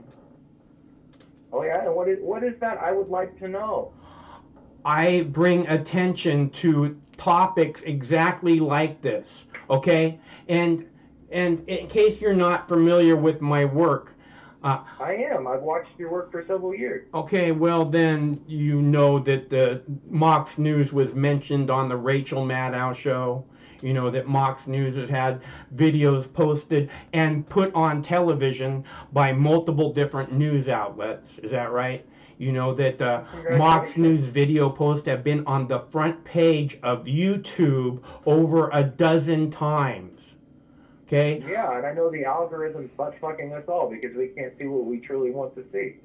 It gives us Jake Paul and everything, and children are viewing toys instead of letting us watch the news and entertainment we truly want. Yeah, but this is this. Because I know so many people who've been on the front page of YouTube over a dozen times. The fuck, dude? I'm happy for you, dude. I can tell. I'm just making sure you understand who you're talking to when you say, and what is it you do? Okay. Uh-huh. I'm giving you a solution. No, you're not. I'm asking you a specific question. What kind of fucked up inbreds think it's okay not to be able to get access to a medical abortion after your daddy raped you at 12 years old? Tell me. What kind of person would be in Texas if they didn't agree with it? Okay, again, a bunch of fucked up redneck inbreds, I guess. Then don't give them your time or attention. Don't go to Texas. I actually do give them my time and my attention so that everyone knows don't go to Texas. So you know. Yeah. Yeah. Thank you. All right, you have a good evening. Do another bong load. I thought you wanted to have a discussion. I guess not. I think the question was a bit much, and I've been wondering this, I just can't believe that there's overwhelming support to say that, if you're raped by your brother or your father or your uncle, that you shouldn't have access to medical abortion. Okay, safe access, because people wind up going to back alleys and stuff. That was how it was back in the day, supposedly. And that's not okay. But that's not even the point. That's horrible that you can't get proper medical care and that some fucking idiot thinks that they can stick their fucking business into your ovaries. Fuck those people. But even more so, what kind of fucked up, inbred piece of shit thinks it's okay not to be able to get access to an abortion in cases of incest? You have to be seriously inbred for generations. So you know. Hello, caller. Hey, what's up, Mox? How you doing? Hey, B, it's good to hear from you. How you doing? Oh, man, we all got the, I don't know, like when the weather changes? Yeah. Yeah, I got one of them little colds, man. Oh, dang. I got it, yeah. It's not COVID, like, we got it, so the kids went and got tested. They just got like a little bug. But, it's not a tumor. Go ahead. Yeah, right? Yeah. That's a pretty interesting conversation with the gentleman earlier, but I want to make a note about the politician that was, calling the guy a liar. Yeah. That's fine, but I really didn't like him showing pictures of our fallen Marines like that. Yeah. I don't never like when politicians do that shit, because but yet I'm pretty sure all them son of bitches in suits and ties, they all got money invested in them fucking wars. That's why they all fucking pissed off now. Yeah. You know what I'm saying? Yeah, no, I understand. I understand when you say you don't like it when they hold up pictures and stuff like that. It's like they're gleaming honor off of them. It's like these people are honorable, and then there's these scumbags that are acting like, somehow they're honorable. It's like they're stealing their honor from them. It bothers the hell out of me too, Brandon. It does, because of some of those politicians were probably 20 years old when 9/11 happened. So they could have joined up if they wanted to, but they didn't. Yeah. You know, but yeah, but I don't never like that. You know, like I didn't like it when any president tries to go see a family at Dover Air Force Base. I don't like that stuff. I don't even like it when the president speaks in front of the troops. It's like you said, didn't you say some politician came out to, and you had the chance to go, they wanted you to go see him? Good. Yeah, Afghanistan, that was good. I'm like, I'm tired. I need a nap, man. Fuck that guy. Crazy. I don't want to stand behind his ass, and I went my ass to bed. And it's all just this photo op thing, like you're saying, that I can't stand, where it looks like he's this leader of these great people, you know? I can't stand it. It just pisses me off to no end, Brennan. So I get it. Oh, listen, every time, like, a president comes to a military base, believe me, nobody's fucking excited. Except for, like, the officers. Yeah. That's who he really talks to. Yeah. You know? But then it just becomes a fucking detail. Make sure you got a haircut. Make sure your hair is within regulations, whatever, right? And then line you up. No earrings. Yeah. And it's all fake. You know what I'm saying? It's Oh, like yeah. The guys just showed up. Big old photo op. Yeah, that's it. But believe me, we get more off when, like, you know, like a fucking, like, a rock band or a country band comes to the base. They get us a free concert. Yeah. You know what I'm saying? We'd rather have that shit than a fucking, you know, a politician. Oh, yeah, for sure. Stare at it. For sure. Yeah, no doubt. Absolutely. Yeah, but hey, man, just on a sour note, I had an uncle that just passed away of COVID, man. Really? You know, and it took him quick. Was he vaccinated? He had some underlying issues. Was he vaccinated? No, his wife was, and I talked to his wife the other day when I got the word, because I was like their adopted son, and then it was like my stepdad's brother's family, you know, so I always stayed with them a lot, because they had kids and shit, so I could play with them. Yeah. But he already had some issues, and so and she still works. And he's retired. He's like 65, man. He caught it from, like, he thanks one of his buddies down the street, some younger people, you know, that would come around sometimes and bullshit with him. And and it took him like 3 days, man. It hit him like a ton of bricks. Wow. And when they went to the hospital, they was going to send, they had no room. So they was going to send him back home and give him some oxygen, and they didn't even have no fucking oxygen. Yeah. So the whole system is like stressed the fuck out. But yeah, so I'm like, damn. Yeah, man. You know, the only thing, Brandon, okay, is that I keep seeing these stories about, like, they have all these mandated vaccines for, like, state employees and city employees and shit. And I see this being a problem for police officers, and I see it being a problem for nurses, and I see it being a problem for ambulance people, you know, EMTs, and I see it being a problem for nursing home workers. And the thing is these are all first responders. These people are all on the front row. They've already seen all this shit. And why would they be saying, yeah, I don't want to get a vaccine? You know what I'm saying? You would think they would be the first ones in line. I think a lot of that is, I think a lot of that's fake, meaning people are lying. Like, I'm pretty sure in all these rallies, because, you know, I'm from the South, where people are you know, at these school board meetings yelling and holding signs up, I bet you those parents are actually vaccinated, right?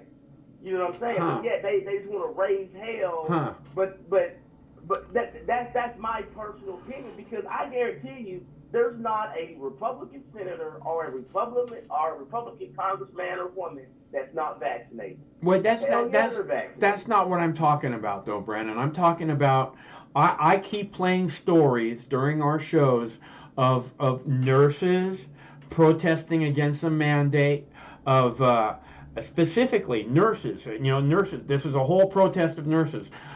police officers. There's this whole thing about, Seattle going to lose a bunch of police officers that they can't afford to lose because the mayor said all city people have to get vaccinated.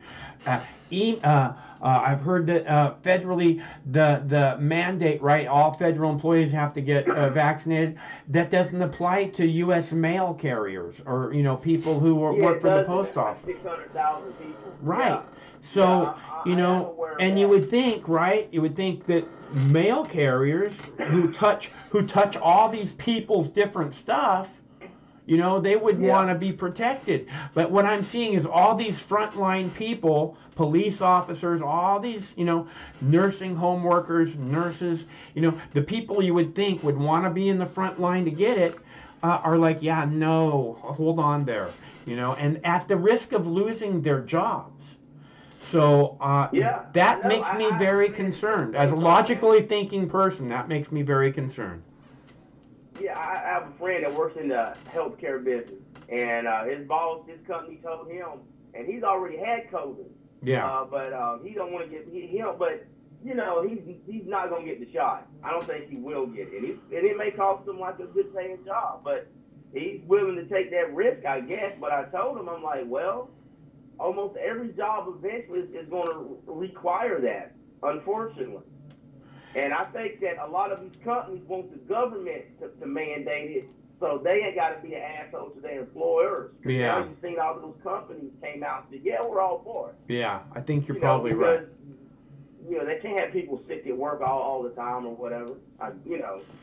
So I think that's the big corporation just passing the buck to Biden.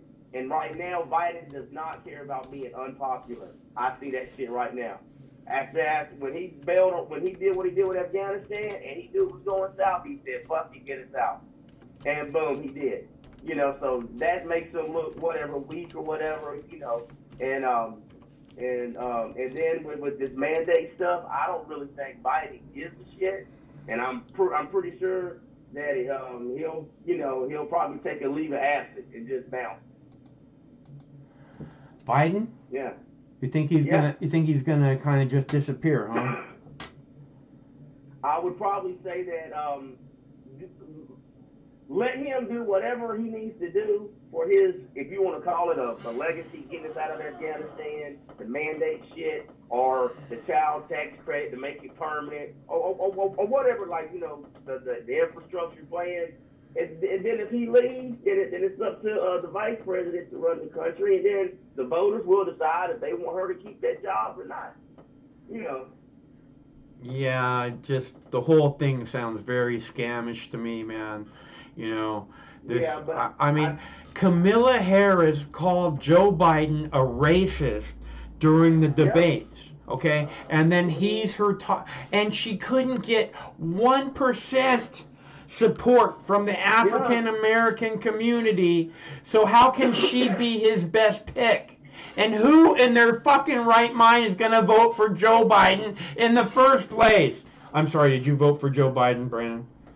Yeah, I fired President Trump. That's what I did. Yeah. I did not care. I fired President Trump. Meaning that's the way I voted. I didn't care who the fuck it was, man. Yeah. My mind was made up. I'm like, nah, this guy gotta go. Yeah, no, you think that's mostly what it's like this thing, Brandon, with Joe Biden, right? He's just this horrible person who's been, this creepy Uncle Joe thing. He's been that forever, and now all of a sudden he's risen to the highest place of power in the world. Makes no sense whatsoever. Well, you know what? That's just the history of all men that's ever really been in power. Period. It's just they're womanizers or what the hell ever. A majority of them, right? Womanizers is different from touching little kids, looming over them. I'm pretty sure there's presidents that probably poke little boys, already. I know for a fact. I mean, I don't know for a fact, but I'm absolutely sure you're right. Yeah. But back to do I think that's how Joe Biden got elected? I know a lot of people where I live at is upper middle class, and it's pretty much all white and mainly all conservatives, right? but a lot of the women that I know around here, like, they did not like Trump, but their husbands voted for Trump. You know, so I think that people who are Republicans just didn't check the block for Trump, but they voted for the rest of their Republican, ticket. You know, but they just left that tick mark off of Trump, or either they used it for Biden.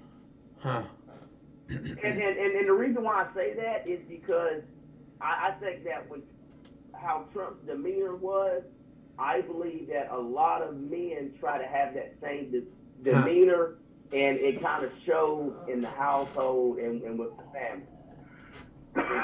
I despise Donald Trump. I despise Donald Trump. I just think that it's very difficult to understand how Joe Biden won.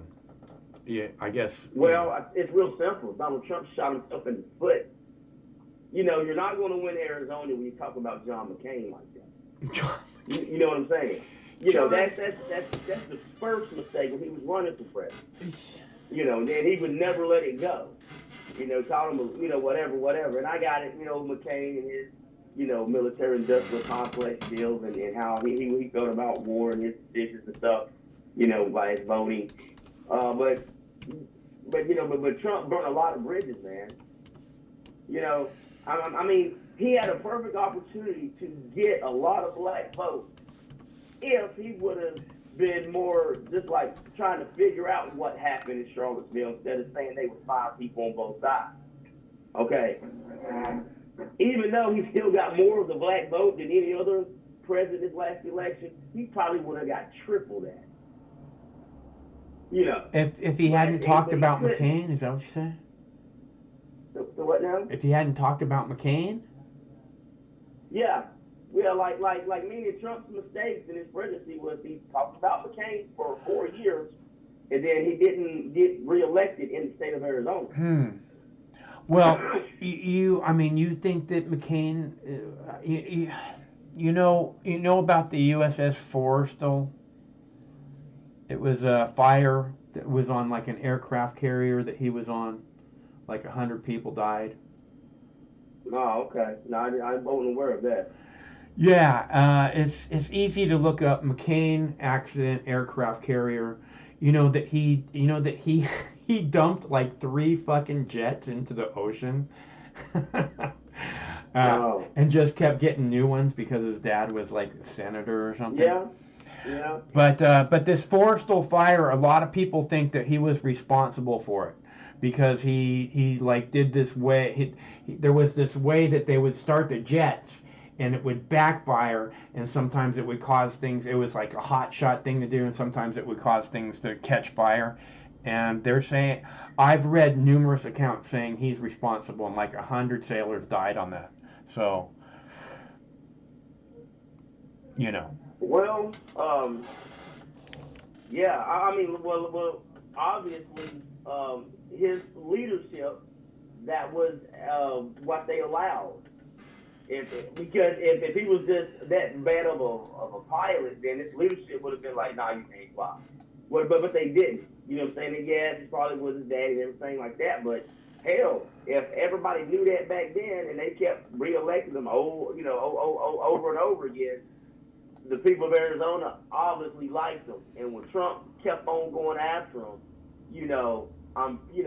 that just got insulting, and some of the people took that personal when they went to the ballot box and just left that blank in Arizona. Yeah, he was a fucking idiot attacking McCain, and especially the way he did it. I mean, like the heroes that didn't get captured. I mean, fuck you. My dad was a POW, okay? I know, like he even talked about one guy that was a World War II vet that died. Yeah. And he was like, well, he may be looking down on us, or he may be looking up, in a rally. And he's funny, but to some people, that can just, rub them the wrong way. Yeah. Like, meaning, do I want someone speaking like that to speak for me or my country? Yeah. And some people didn't like Obama speaking for the country, right? That's really mainly what it is. I don't really think it's got any fucking thing to do with policy. It's just that I don't want that guy speaking for me, or that gal or whatever.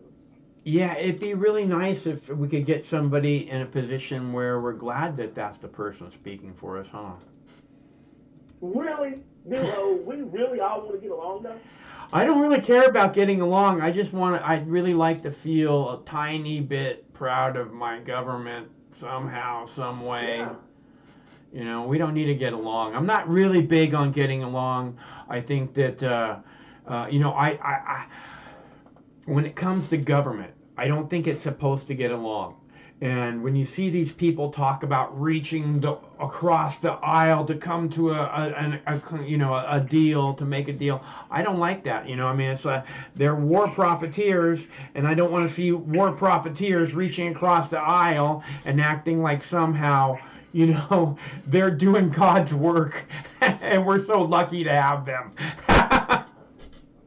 Yes, I do understand exactly what you're saying there. But when I said, do you really want us all to get along? I don't believe if we all got along, then it would be almost a total collapse when it comes to the news agency, because they couldn't go after each other because wouldn't nobody buy the bullshit, you know, and people would just stop watching the news because there's nothing, because now how we vote Yeah. is just to control the other side. That's what it seems like to me, yeah. Yeah. I mean, period. It's like Texas, you know, with the abortion thing. Yeah. You know, we're now, meaning I can tell on my neighbor, don't that sound like North Korea? Or China?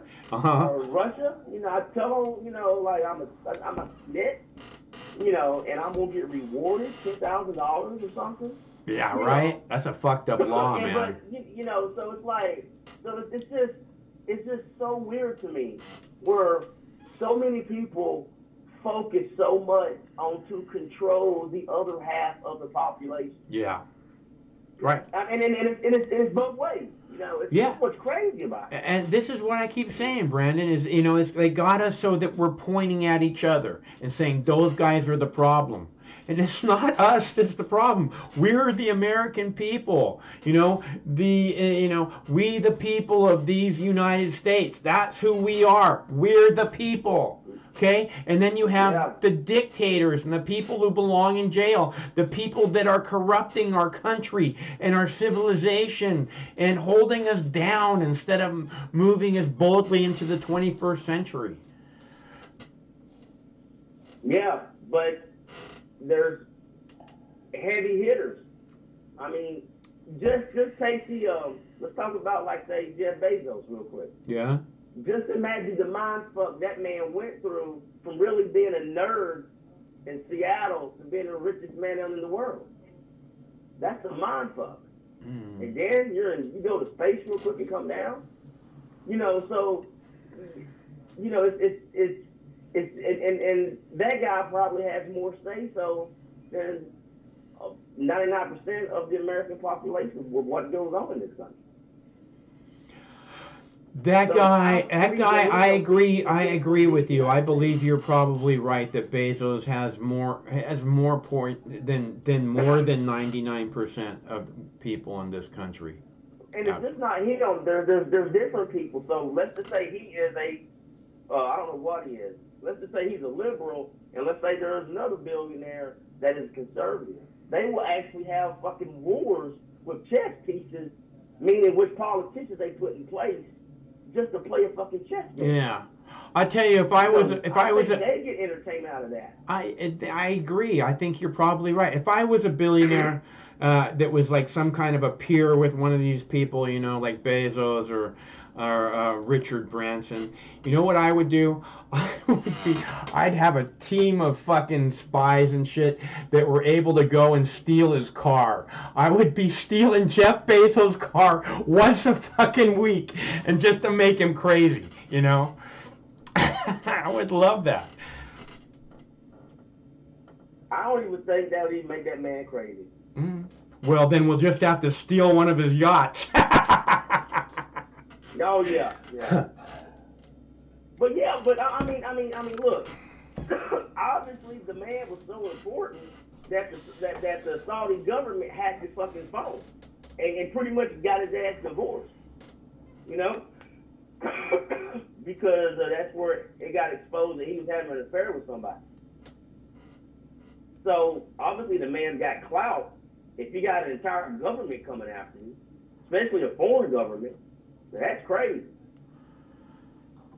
Yeah, well, I mean, Bezos, he's kind of a weirdo, dude. Oh, now, dude, nerds run the country now, man. Yeah. You got Zuckerberg. Does that look like the man from Norman and Psycho, or what? That guy is a fucked up individual, and he's one of those people. He's like a treasonous motherfucker. That guy is limiting the free exchange of information on this planet, and because of that, he again is keeping our species from evolving, which the only way that is going to happen is open and free exchange of ideas and moving forward. And so he's holding the entire human race back, and that to me is a threat to all of us. Obviously, he belongs in prison. So that's all there is to that, in my opinion. Yeah, man, but like they especially that Zuckerberg dude, it's like he's God, man. He actually has the control to literally destroy somebody's life on social media. He's not like God. He's like this punk ass little bitch who thinks that he can take away people's freedom of speech whenever he wants. And one of these days there will be a price to pay for that. Whatever it is, I don't know what it will be, but I guarantee you don't do that to people and just get away with it. So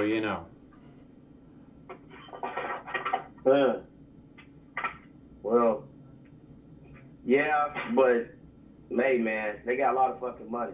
Oh yeah, they got more money than God, dude.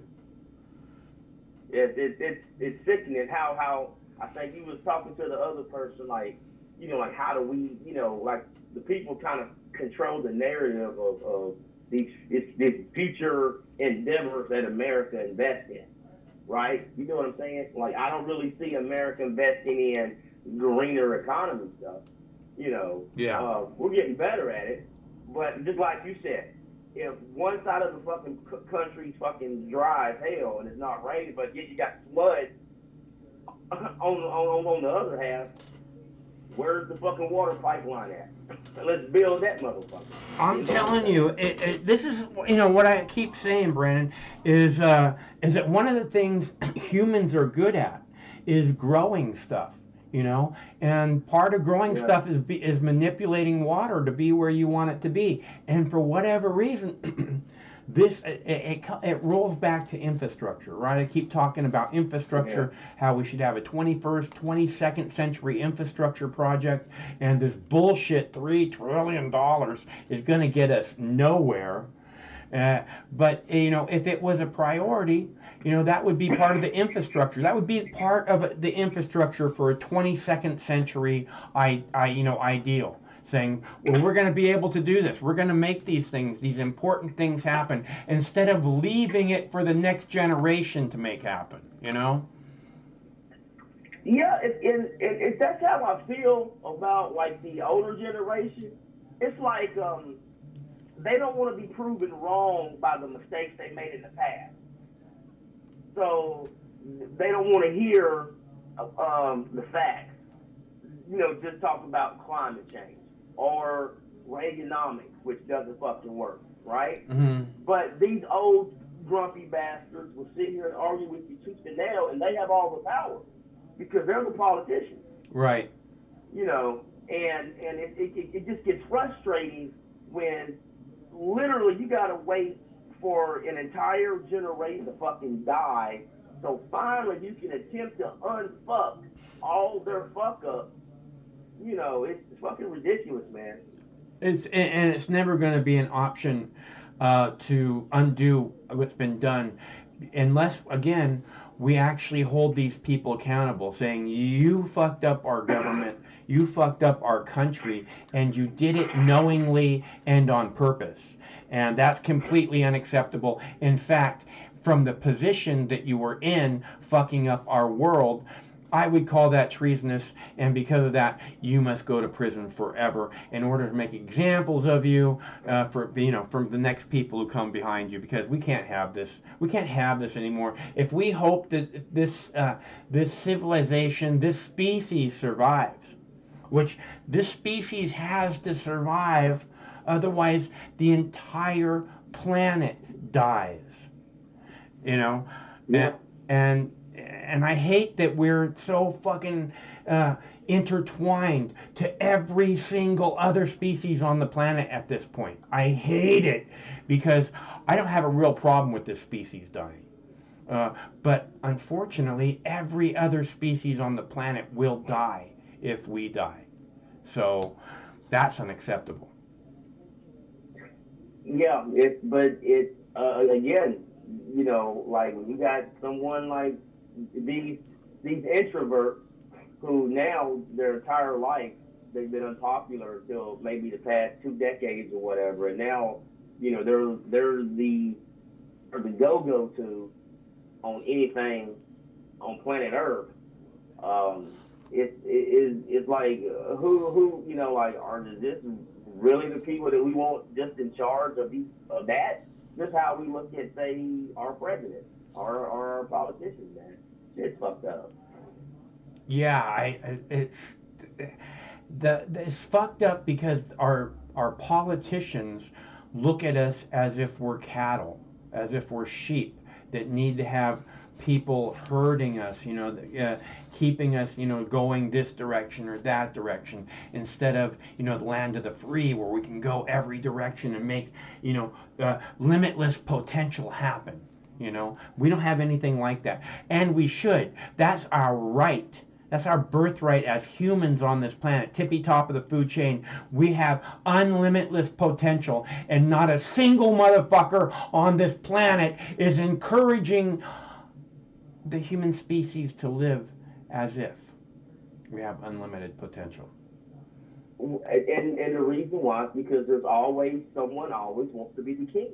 Right. That's exactly right, because they don't want us to have limitless potential. They want, as I keep saying, they're keeping this species from evolving. This is the next step for us to actually acknowledge our unlimited potential and to begin to act on that. Then we can save the planet. Then we can save the species. Then we can save a lot of whatever's left here to be saved. It's never going to happen the way things are headed right now. Never. And it's really, really sad. Yeah. Yeah. I'm 45, so I'm looking at, okay, well, how much is going to change by the time I'm 65? And I don't believe the system can keep doing what it's doing for the next 20 years. I don't either, Brandon. I would be really surprised if yeah, I mean, listen, just look at January 6th, and that was just pretty much just because their team didn't win. Can you imagine if people really woke up? It's not, Brandon. Documentation came out. That is not why January 6th happened. Okay, people don't revolt because of an election. They, very rarely. This is from decades of, politicians being completely corrupt to the point as of, this vile disdain for the government. It's not just because Donald Trump lost.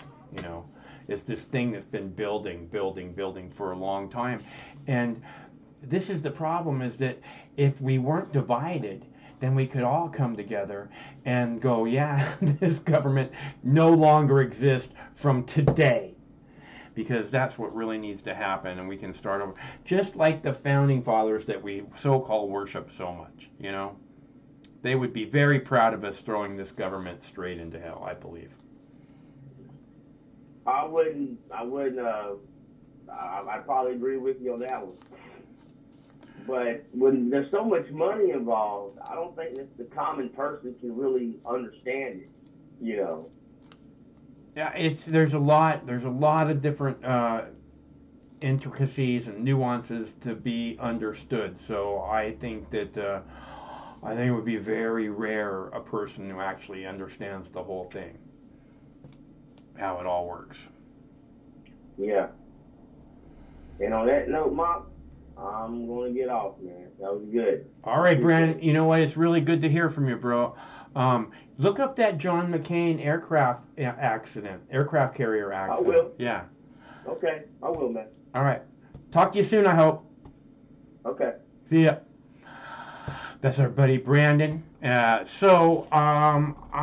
have another video today from Kennedy. I'm going to play that video, give you all a chance to call in if you'd like to call in. Otherwise, I need to get back to my girl because I know she's missing me.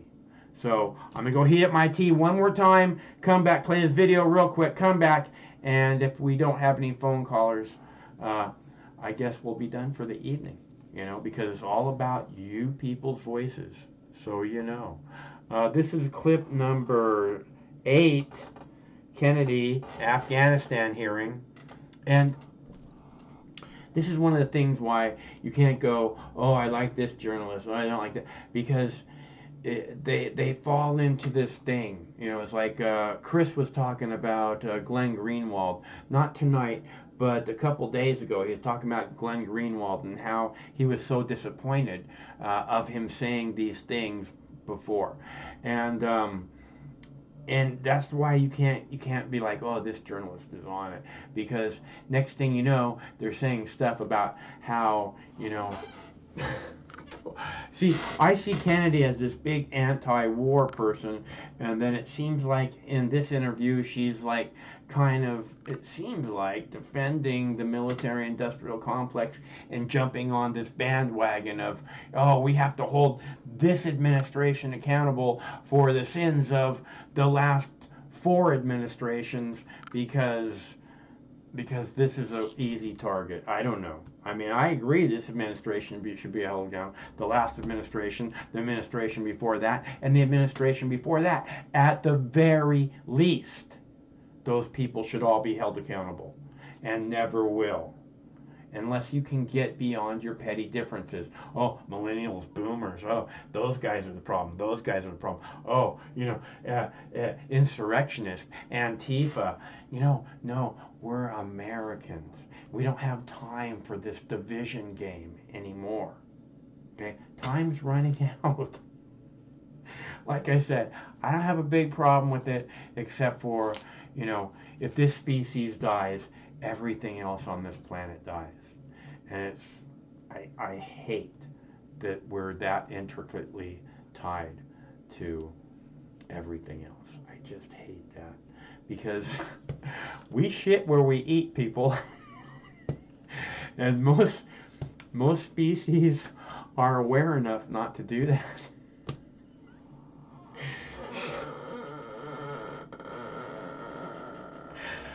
Clip number 8.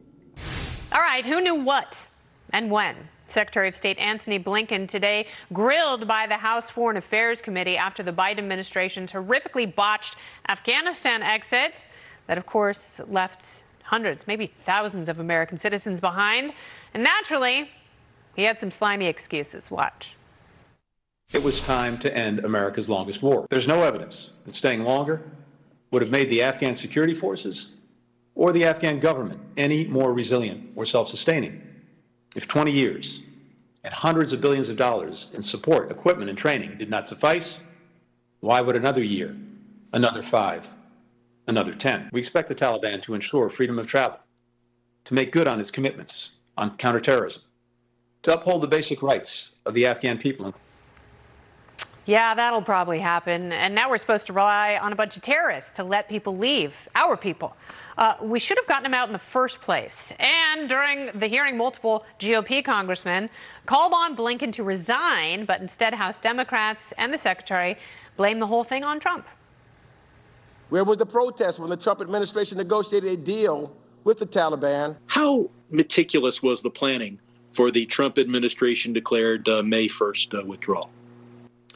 Thank you, Congressman.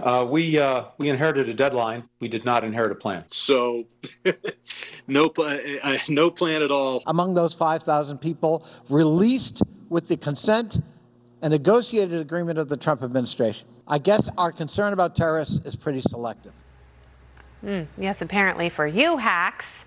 All right, so if you didn't inherit a plan, why stick to the deadline?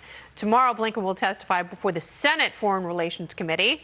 But what's the point? Will anyone in the Biden administration take responsibility for the Afghanistan fiasco? Joining me now, Michigan Republican Congressman and Army veteran Peter Meyer is back. So was it really about staying longer in Afghanistan or getting out smarter? I mean, it had to have been about getting out smarter. Again, this is the biggest frustration with the way the hearing went down. And you see this with President Biden's remarks. Everything comes down to, well, let me defend the decision to withdraw, which did have bipartisan support, rather than how this withdrawal was executed. And to that earlier question about responsibility, members of this administration, will say that the buck stops there. They take responsibility after they blame everybody else for what happened. I mean, what is the most frustrating thing for you as someone who worked as a contractor in Afghanistan, someone who was in combat in uniform in Iraq? Is it those 13 service members who were sitting ducks, who were killed by terrorists? Is it the fact that we've left so many Americans behind there? Or that, there were veterans groups and congressmen and women who've had lists of people, including SIVs, that they've been trying to get out of the country. What is most frustrating for you? There's a lot of things that we look back on, and hindsight is 2020. There was a lot of things that we should have done differently. What really sticks with me right now are the early conversations we had about getting our Afghan allies out back in April.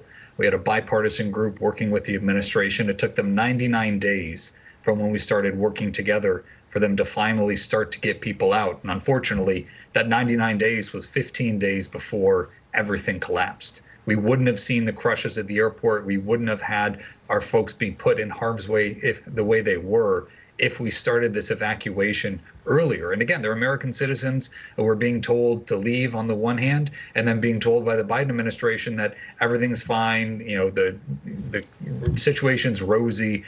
So there are a lot of conflicting signals, but we lost those months, and not for want of warning on behalf of members of Congress, such as myself. And then when it really hit the fan, they were blamed, and they were told by the administration, you chose to stay. This is your fault. This is one of the casualties of war. Sometimes people get left behind. That's the mentality and the rationale of this administration, and it's completely unacceptable. And I do think there should be resignations. Who should be first to resign because of this? I have my internal list, but frankly, Go right ahead now and make we're it still external. in the midst Go of this ahead. emergency. Go ahead. You can tell us. No, I mean, I have an Excel sheet up on my computer right now that has the list of over 300 folks who are manifested, who are ready for a flight, but there's still a dispute between the Taliban blaming the State Department blaming the Taliban, and no clear answers anyways. Folks getting told if you're, the American citizen process is being prioritized, but anyone who's not an American citizen, and today we learned there were several thousand green card holders, first time that we had gotten that information. We had always suspected it, but if you're not an American citizen, they give you an email that directs you to a website, and the website directs you to send an email. So they're trapped in this doom loop of bureaucratic, insanity. Yes, and the 120,000 people who were airlifted out of Afghanistan, they're saying that they can't work with the Taliban to release Americans and SIVs because they don't trust the manifests. But how trustworthy were the manifests getting that number of people out in that short a time with so few resources? I mean, and this was the frustration, right? It was a completely chaotic process. Now we were able to get some good folks out through that, but you start to break down the numbers of the 120,000, probably 60 to 90,000 are folks that had a connection to the U.S. Mm-hmm. We were claiming credit for every single plane that left that airport. Now, U.S. soldiers were providing protection. We were manning that. We were taking care of some of that air traffic control, but that is still not the number of folks who were left behind. The vast majority of the SIVs couldn't get to the gates, couldn't get through, or again, were just stuck in these administrative processes. Yeah. Long and then past told the to go to the point. airport and turned away from the airport. Luckily for those people, there are still some very good people on the ground who care about Americans and who care about their safety. They are putting themselves in harm's way to extract them from the country, and none of those people work for the Biden administration. Congressman Meyer, thank you so much for your time. Thank you, Kennedy. Coming up.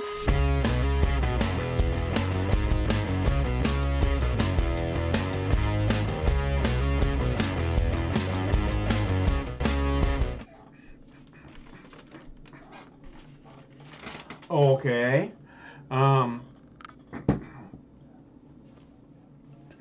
I just don't see the benefit of these wars. I don't see, unless you're a war profiteer, I don't see how anybody on the planet benefits. You know, maybe people who want there to be terrorism, like the war profiteers, benefit because they create a new generation of people, potential terrorists, because they killed their family and everything when they were 9 years old, you know.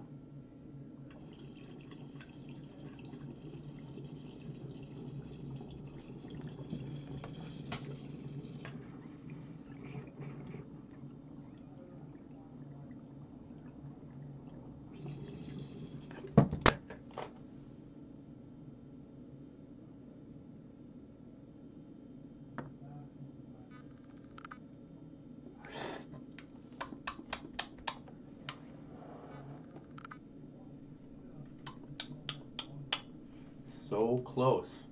I don't know if I'm getting better at it. I don't think I'm getting better at it. I gotta get better at growing weed. I know I can do it. One of these days, I'm gonna grow beautiful flowers. One of these days. Not yet. One of these days. One of my very few goals left in life. I want to grow pretty flowers. One of my very few goals, honestly, one of my very few goals left in life. Hello, caller.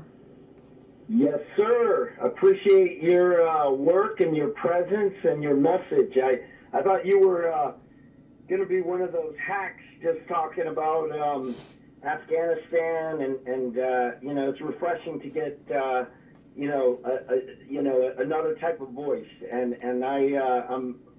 I'm a 4-time veteran, and yeah, so I appreciate it. Right on, Will. Thank you very much for calling. I really appreciate that. What is it that, you know, how, you know, I keep talking about this buck stops, you know what I mean? The buck stops here kind of thing. And as far as these, you know, debacles in war in Iraq, in Afghanistan, you know, the intelligence failure on September 11th, 2001, I've never seen anybody held accountable in any way, shape, or form, you know? And then now they want to talk about how Joe Biden's responsible for these 13 Marines, you know? Yeah, I call it, and I, you know, everything that you're saying fits in line to something that I was thinking about media, and that's why, you know, your voice is necessary, and that's I call it the U.S. or American media cannibalism, that type of dynamic where you've got all of these, you know, whether you're CNN or Fox News, you're just going to be eating up the American public, as you know, veteran, civilian, what have you, just to pump up a show. So right now they're using Biden as the person to trigger, you know, veterans, and it's not necessarily the event of the withdrawal, the actual withdrawal, but how it's presented. And so it's like, it's important to have you as that counter voice to kind of like challenge, well, what is this, you know? I mean, it's not, you know, it's not just Biden, and like what you said, and what I've been telling my veteran buddies, you know, it goes back to Bush and even before that. Right. Yeah, no, I mean, there was a major presence, U.S. presence in Afghanistan from at least the mid-'80s. So it's not something new. But it wasn't ever like, let's go there and put a big old footprint for 20 years, Right. So we're, go ahead. And the other thing is that I noticed what you just said was this issue of the blame. All of a sudden, veterans and active military people are being used by the media, especially like right. Fox News, not Mox News, to be like the pawns, just like we were used, in a war that got the generals promoted, that got the military-industrial complex wealthier, and those who support that, and contractors. I'm not against contracting, but I'm against the contracting superseding the military. There are more deaths in contract, I know you knew this, than military deaths in Afghanistan, and it was Trump with his ties to DeVos and Blackwater. Yeah. What about his ties to those mercenary outfits? Yep. Well, just that. Huh? I'm sorry. What is it about his ties that what did? Well, Betsy DeVos, right, is the sister to Eric Prince, and we all know that contracting has a role. Mercenary. I mean, I'm a student of military history. I was enlisted officer and then enlisted again. I gave up my commission to serve in Iraq. I was also a Catholic monk for 10 years, so I understand just war theory. And I also am a graduate of Norwich Military College, the oldest private military college, home of ROTC. I studied military history. And the thing about it is, a mercenary force has always existed, but not like this. This type of contracting has superseded an active military force. Right. And Trump has these ties with the former Secretary of Education, Betsy DeVos. Her brother is in charge of the largest Blackwater mercenary force, right? Yeah. Eric Prince. Yeah. And it's been an unbridled use of this mercenary force, contract force, I should say. But doing things that really jeopardizes these poor guys. I have someone I know, I won't mention his name, but he just got back.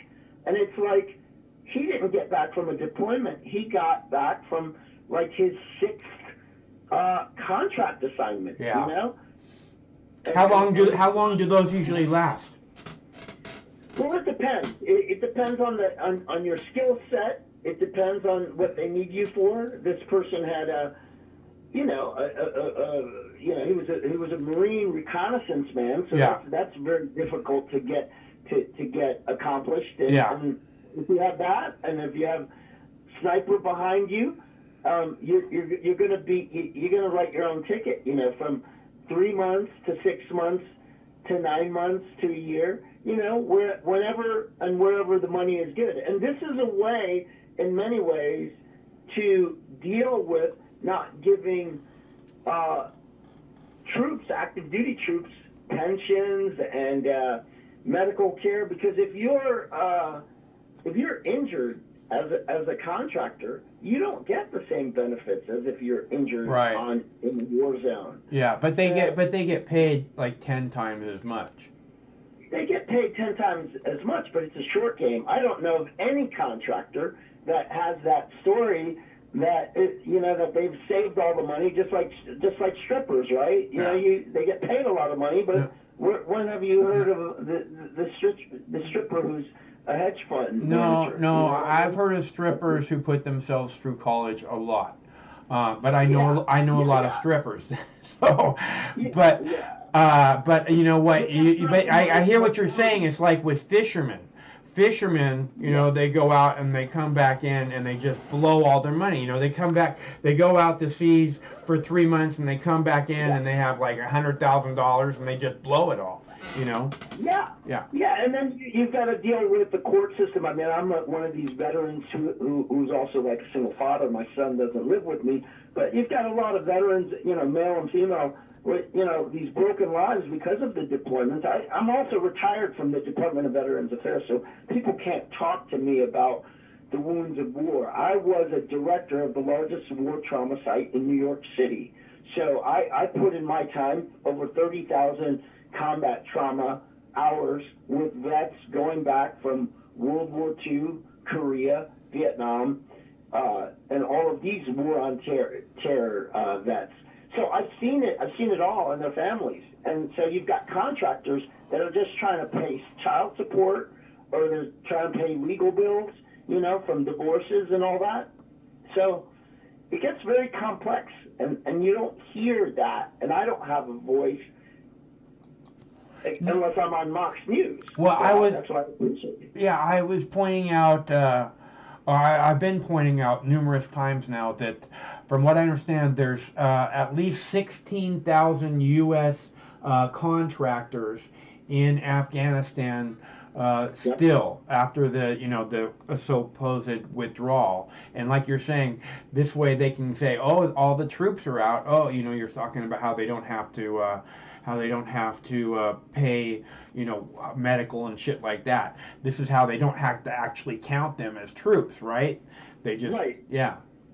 And there's more, as you know, and we're not gonna, because we're not there, but definitely there's latitude in regards to how they manage that war. And that great frontline episode on, I think it was done on contracting, one of the first frontline episodes that showed the Iraq War, because Fallujah was in many ways, I wouldn't say stimulated, but there was an incident with the contract team that basically they went out into the Ville, and there was some misunderstandings, and shots were fired, and the next thing you know, you have these contractors, I believe from Blackwater, who were shot, and then the widow was talking about the loss of her husband, who really didn't have much from the Navy as a Navy SEAL, had some money, contract money, but really, really did not leave much for the long game, as I mentioned before. But you've got that type of scenario going on.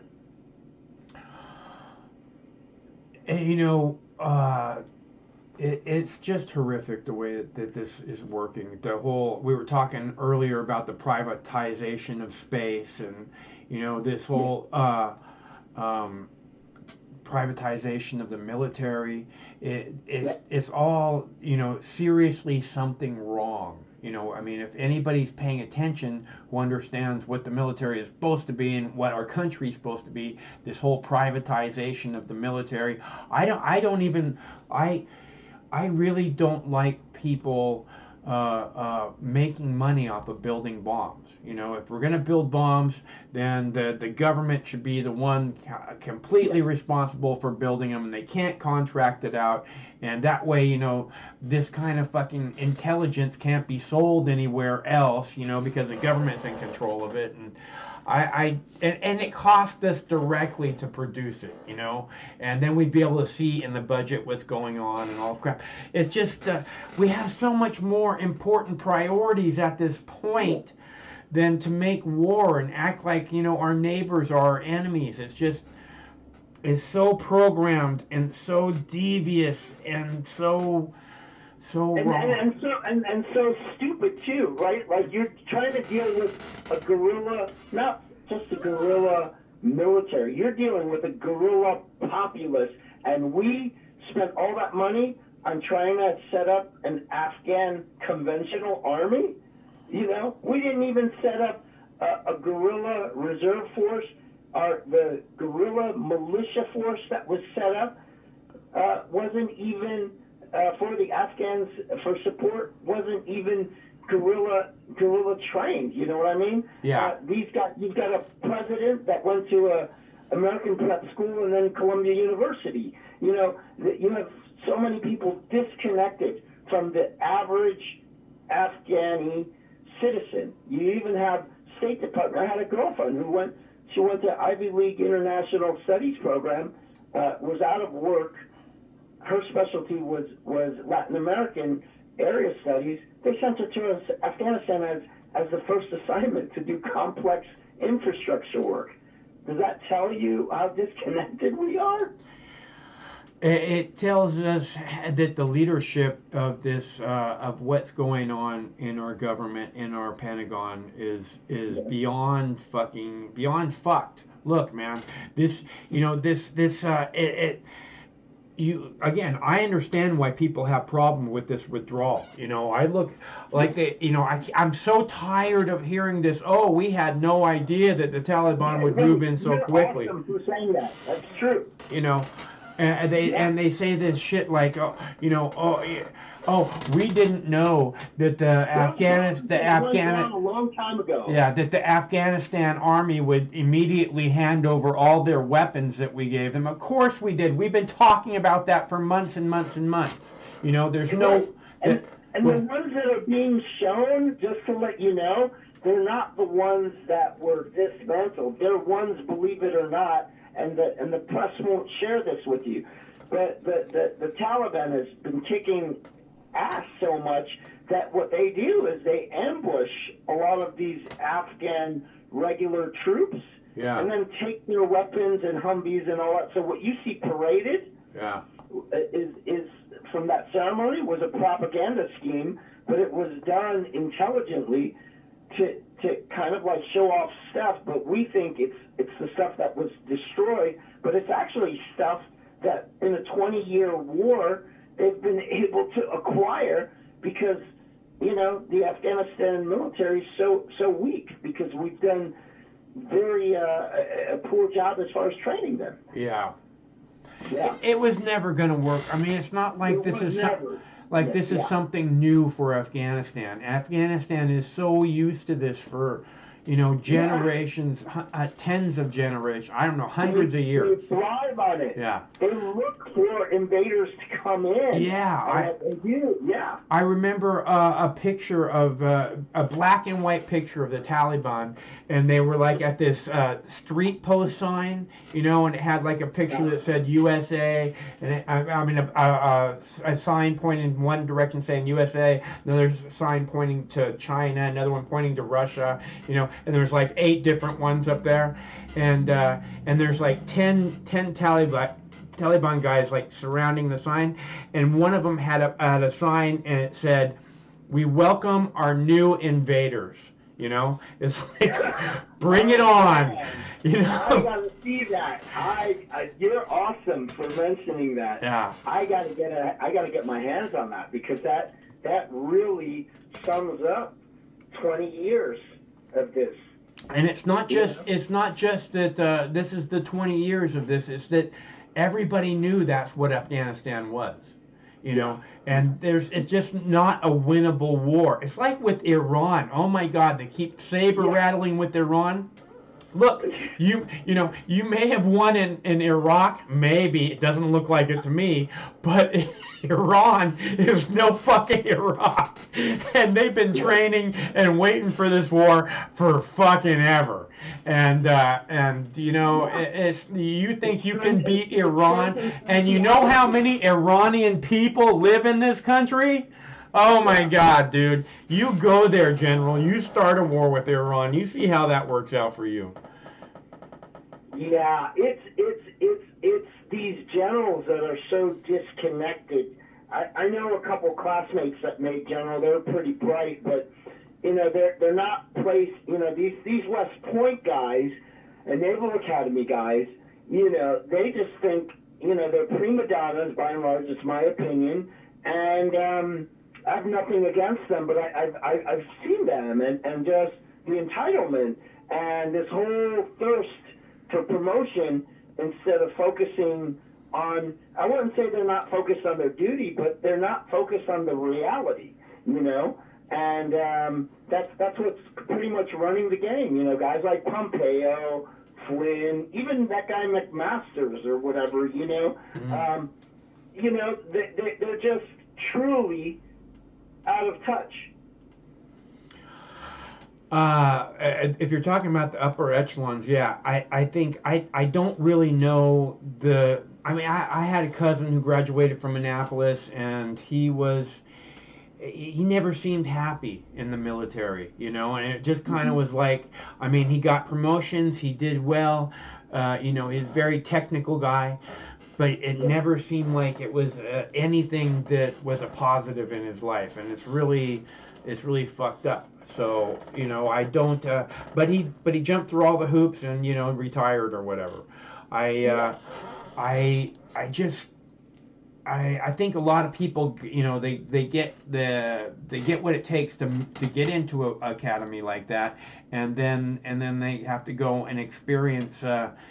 I don't know. It's like this is the way things are. So it's not like you go in there and you're gonna fucking rough up the waters or something. You're gonna do the exact opposite. Really, you're gonna go in there and you're trying to keep things as easy as possible, probably. Right, because that's that's what's going to get you to the next level. Exactly. And not only that, it's going to get you to the next level after you discharge. Because if you have that reputation of being that guy, like what you're saying, the guy who doesn't conform, what Goldman Sachs isn't going to hire you under their vet program. Right. That reputation is going to follow you. Yeah. You don't want to be known as that guy, even if you believe differ. I mean, even if you have a different view. And I know a lot of these guys are good-hearted guys, even the conservative guys that I've had to ban on my Facebook because of the idiotic comments that they've made. They're good guys, but like what you described, they're under a certain influence by a certain type of system. They got into that system at 18 years old. They were treated special back then. They wanted to keep that special status all the way until retirement and into corporate, post-military life. And so they're not gonna make waves. It's not going to get them where they want to be. Why they, So I understand why they're like that. At the same time, and I've known other people that retire too from the military, and they're like, man, I just got a couple more years to get through, and I just want to get this done and get the fuck away from the military. That's so sad. It is, and that's why we, I think that's why Ike was, really warning America about, military-industrial complex because of what we're pointing out right now. There's a sadness because it's almost anti-democratic. It's anti-American. I mean, you're right. to make money off of death and destruction is beyond anti-American. It's treasonous. I mean, again, we're holding back. And it's not just that. I mean, it's that's the military is just completely out of control. Our government's completely out of control, and then you have people like Mark Zuckerberg. And it is hampering the freedom of exchange of information, and there's no way the species moves forward unless we have complete freedom of exchange of information. If that's hampered in any way, then, we're being held back. And that means that these people are a threat to our entire fucking species, so it goes beyond treason, in my opinion. Yeah, what do you think? Let me ask you this. What are your thoughts? So you go back to George Bush. I also go back to George Bush. And then, because we're like a same generation. I'm 53.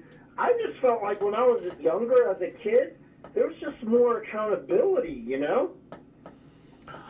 The Church Commission, all these other things that, you just don't hear about things like that now. I think that it's not, I think that when, back in the day, the way I remember it is not so much that there was accountability, like but the people were more straight, so they didn't have to have so much accountability, as to where now the people are so incredibly corrupt that even if you go in there thinking, hey, I'm going to make a difference and I'm not going to be one of these stooges, it's like impossible to play that game because they make sure that you don't get any of this, you don't get any of that, which means you don't get any airtime, and basically, and obviously the media is part of the government.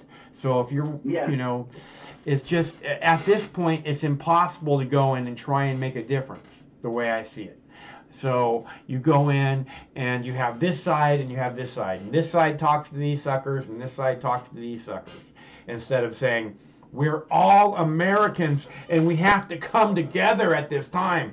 Unless, of course, you're talking about you getting a vaccine and that being a patriotic thing to do, Yeah, let me ask you this: which do you think? I'm gonna put you on a game right now. Which do you think was worse, Watergate or Iran-Contra? Because all that stuff kind of makes me think of like now, like the unbridled, kind of like, hey. Well, hey, there's Watergate and then there's Iran-Contra. Let's push it. So what do you think about some of that? Because we're both of the same generation. Well, look, I think Watergate was about spying on other politicians, right? Competing politicians. I think that's pretty much standard policy at this point. As where Iran, what was it called? Iran-Contra. Iran-Contra was about trading cocaine for weapons, and it's anything that has to do with weapons and secrecy bothers me a lot. So the spying thing seems to be standard operating, standard procedure, and which is, again, this isn't. You're supposed to have a right to privacy. The Fourth Amendment is the right to unreasonable search and seizure, right? So if you, but we're all your phones, and I say your phones because I don't have a cell phone. All of our computers are being spied upon, and it's really there is no privacy left. So at this point, I think the Watergate thing isn't shocking at all. Although trading secretively, setting up a weapons trading fucking bullshit is really and negotiating with terrorists. Where Reagan was basically saying we don't do that kind of stuff. After the Beirut. Oh, that's what I wanted to say also. All these conservative guys, and I love you all. Conservative people, if you hear me, so I'm not saying this is a message of hate or anything like that, but I like to point out inconsistencies. Now, they talk about Biden being the guy who withdraws, right, like that. What happened with Lebanon with over 200 Marines dying from that explosion with the Marine barracks? And Reagan immediately took the Marines out of that, Beirut UN peacekeeping coalition immediately. And he was seen as a hero. This is what I'm talking about. I mean, George W. Bush let the worst terrorist attack of American history happen on his watch, and then he's standing on a pile of rubble that happened on his watch. And he's like, oh, he's such a great man. Fuck! It's enough to make a guy crazy. Yeah, no, and it's true. The reason why I laugh, I'm laughing because the irony, I come from immigrant parents, and my parents were always like, you got to be better because this country is about meritocracy and everything. And it was just funny because when I went to Yale for graduate school, I saw the most mediocre people. I'm telling you, when I was in the military and taking community college courses, I saw brighter students and harder classes than at Yale. And I just think that the system talks about meritocracy, But really, by and large, even though there's great opportunities for merit in this country, more so than the countries of my parents, but it's still commonplace where merit in many ways is not the catalyst for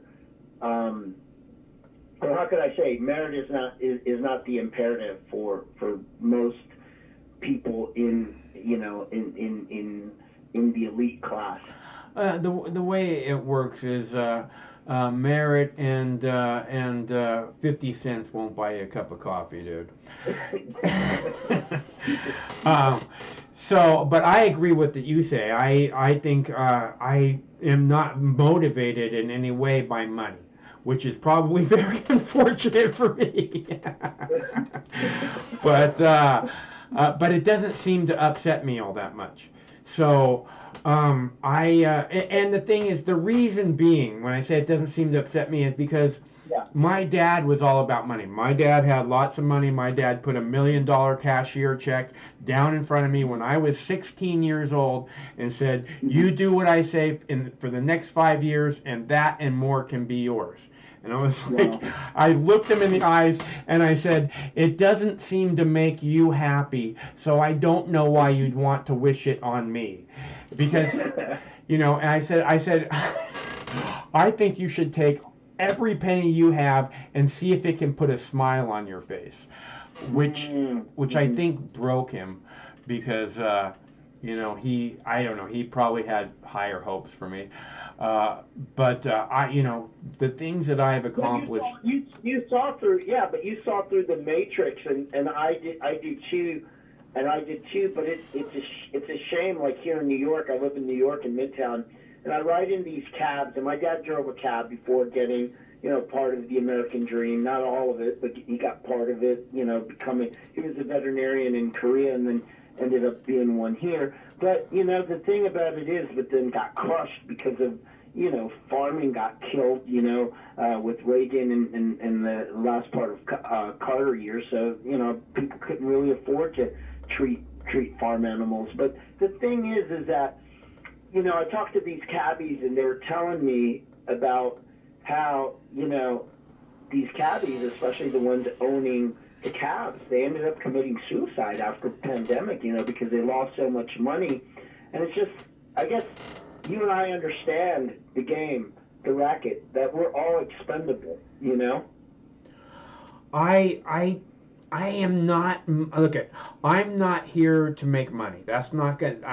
The things that I have done, never having money being the motivator, have been amazing. I don't know. I don't know how I've done the things that I've done, and got the attention of the people that I've gotten. And even when I've gotten these people's attention, like at one point, the company that was using the most bandwidth on the internet, the entire internet, the company that was using the most bandwidth wanted to have a meeting with me. And and it wasn't just like some assigned person from the company, some figurehead. It was the owner of the company that met with me, and that says a lot about you.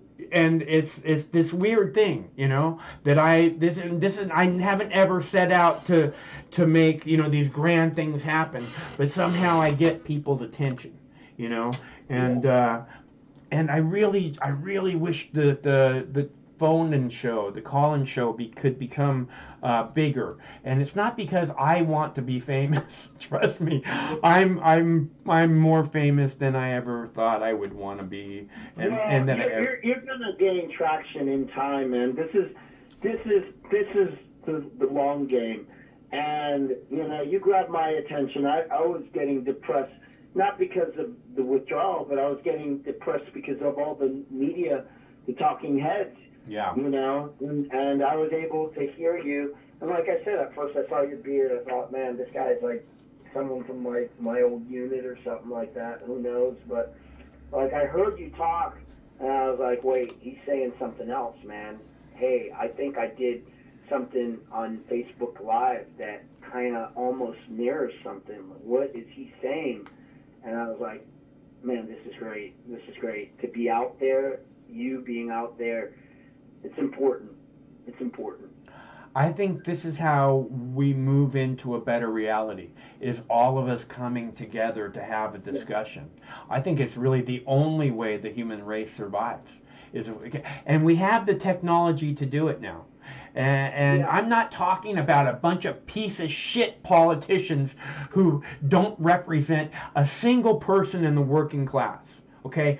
Fuck those people. I'm talking about if we come together, the people of these great United States, okay, we have all the power. The people of the world, if we come together, if we move beyond, this fucked up government shit and actually recognize that it's, I keep talking about, making a 21st century infrastructure, if not a 22nd century infrastructure, because by the time the 21st century infrastructure is built, we'll be needing a 22nd century one. So we might as well start on that now,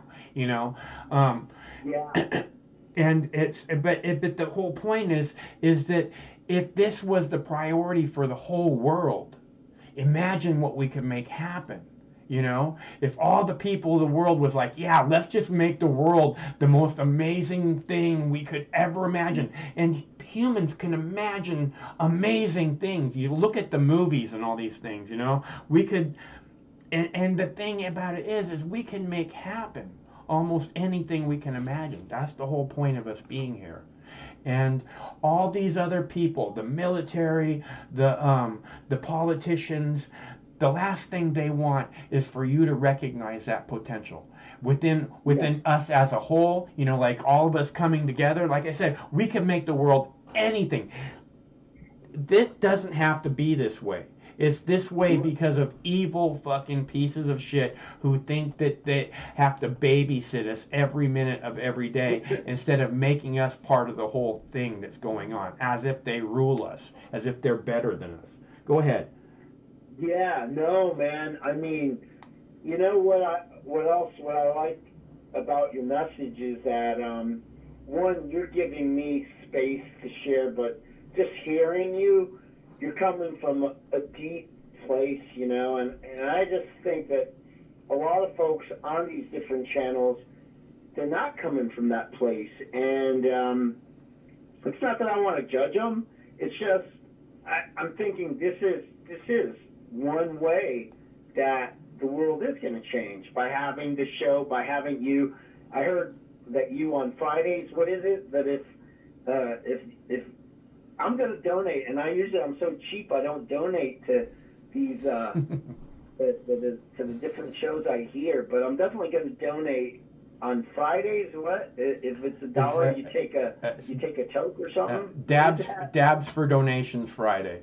And we can do it. We can do it for $1. We can do it for $1. But there's always a goal of reaching $50. And if we reach $50, we give away a Subway gift card. Right. Yeah.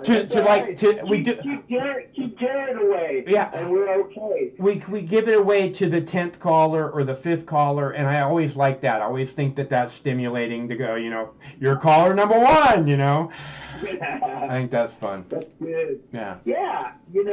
That's awesome that's happening because we also have to have fun in it. And you remind me a little bit of a guy that I knew when he was alive in New York. I don't want to associate you with him because of his really risque reputation, but Al Bernstein. What's that? Al Bernstein? Oh yeah. No. Yeah. Screw Magazine, right? You're talking about Screw Magazine? Yeah. Yeah. Of course, he's a legend. He's a legend. Yeah. So in New York, when I was younger, I just used to hang out in Union Square a lot, and I used to see him, and we used to chat. He was a veteran too. Yeah. So it was really interesting. Yeah. I see. But that's how you change the world. People like Al, no matter whether you agree with them or not. But well, you kind of have to.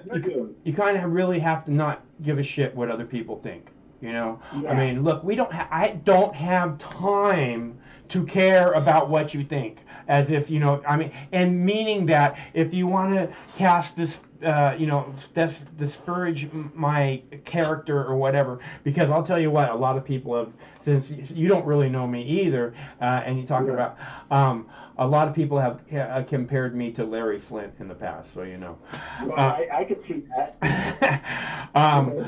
That's back from my television making days.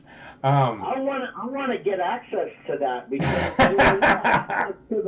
we have access to the Austin public, public access. But I'd love to, your stuff sounds much more creative than, remember that Austin show that was being shown like in the 90s and stuff on conspiracies. Your stuff actually seems, much more, robust. Yeah. Well, it was very adult in nature. The president of the ACLU was my attorney at one time. Wow, that's impressive. To get them to really spend time on you, Yeah, like I said, it's this weird thing. Like it's never been about money. You know what I mean? It's never. So that's like I can go out there and I can do whatever, and since I don't have to worry about impressing these people or whatever, I can just make happen what I want to make happen. And for whatever reason, that seems to get people's attention, and I've always found it interesting. It's not something that I'm looking for, but it's very interesting, and particularly on YouTube, my career, well, not really particularly on YouTube. In the streets of Seattle, I walk down the streets, and people have come up to me and shook my hand and said, "You saved my marriage." People I have no idea who the hell they are. I have people come up to me and say, I have 2 kids because of you." I'm like, congratulations. So. Oh man, that's great. Your energy's just I really enjoy it. Like I said, I'm a cheapskate, but I'm definitely going to donate and be part of your Patreon and stuff. And that's not just because we're on here and you kind of you and your folks kind of let me be on, but I dig your message, man. I think folks should I mean, if we're spending money on frickin' chicken McNuggets and stuff like that for an extra meal, the least we can do is put our money towards our convictions as well, You gotta do what you gotta do. It's like with me. I gotta do what I gotta do. That's what I keep saying. It's not as if, I'm doing this in order to make money. Right.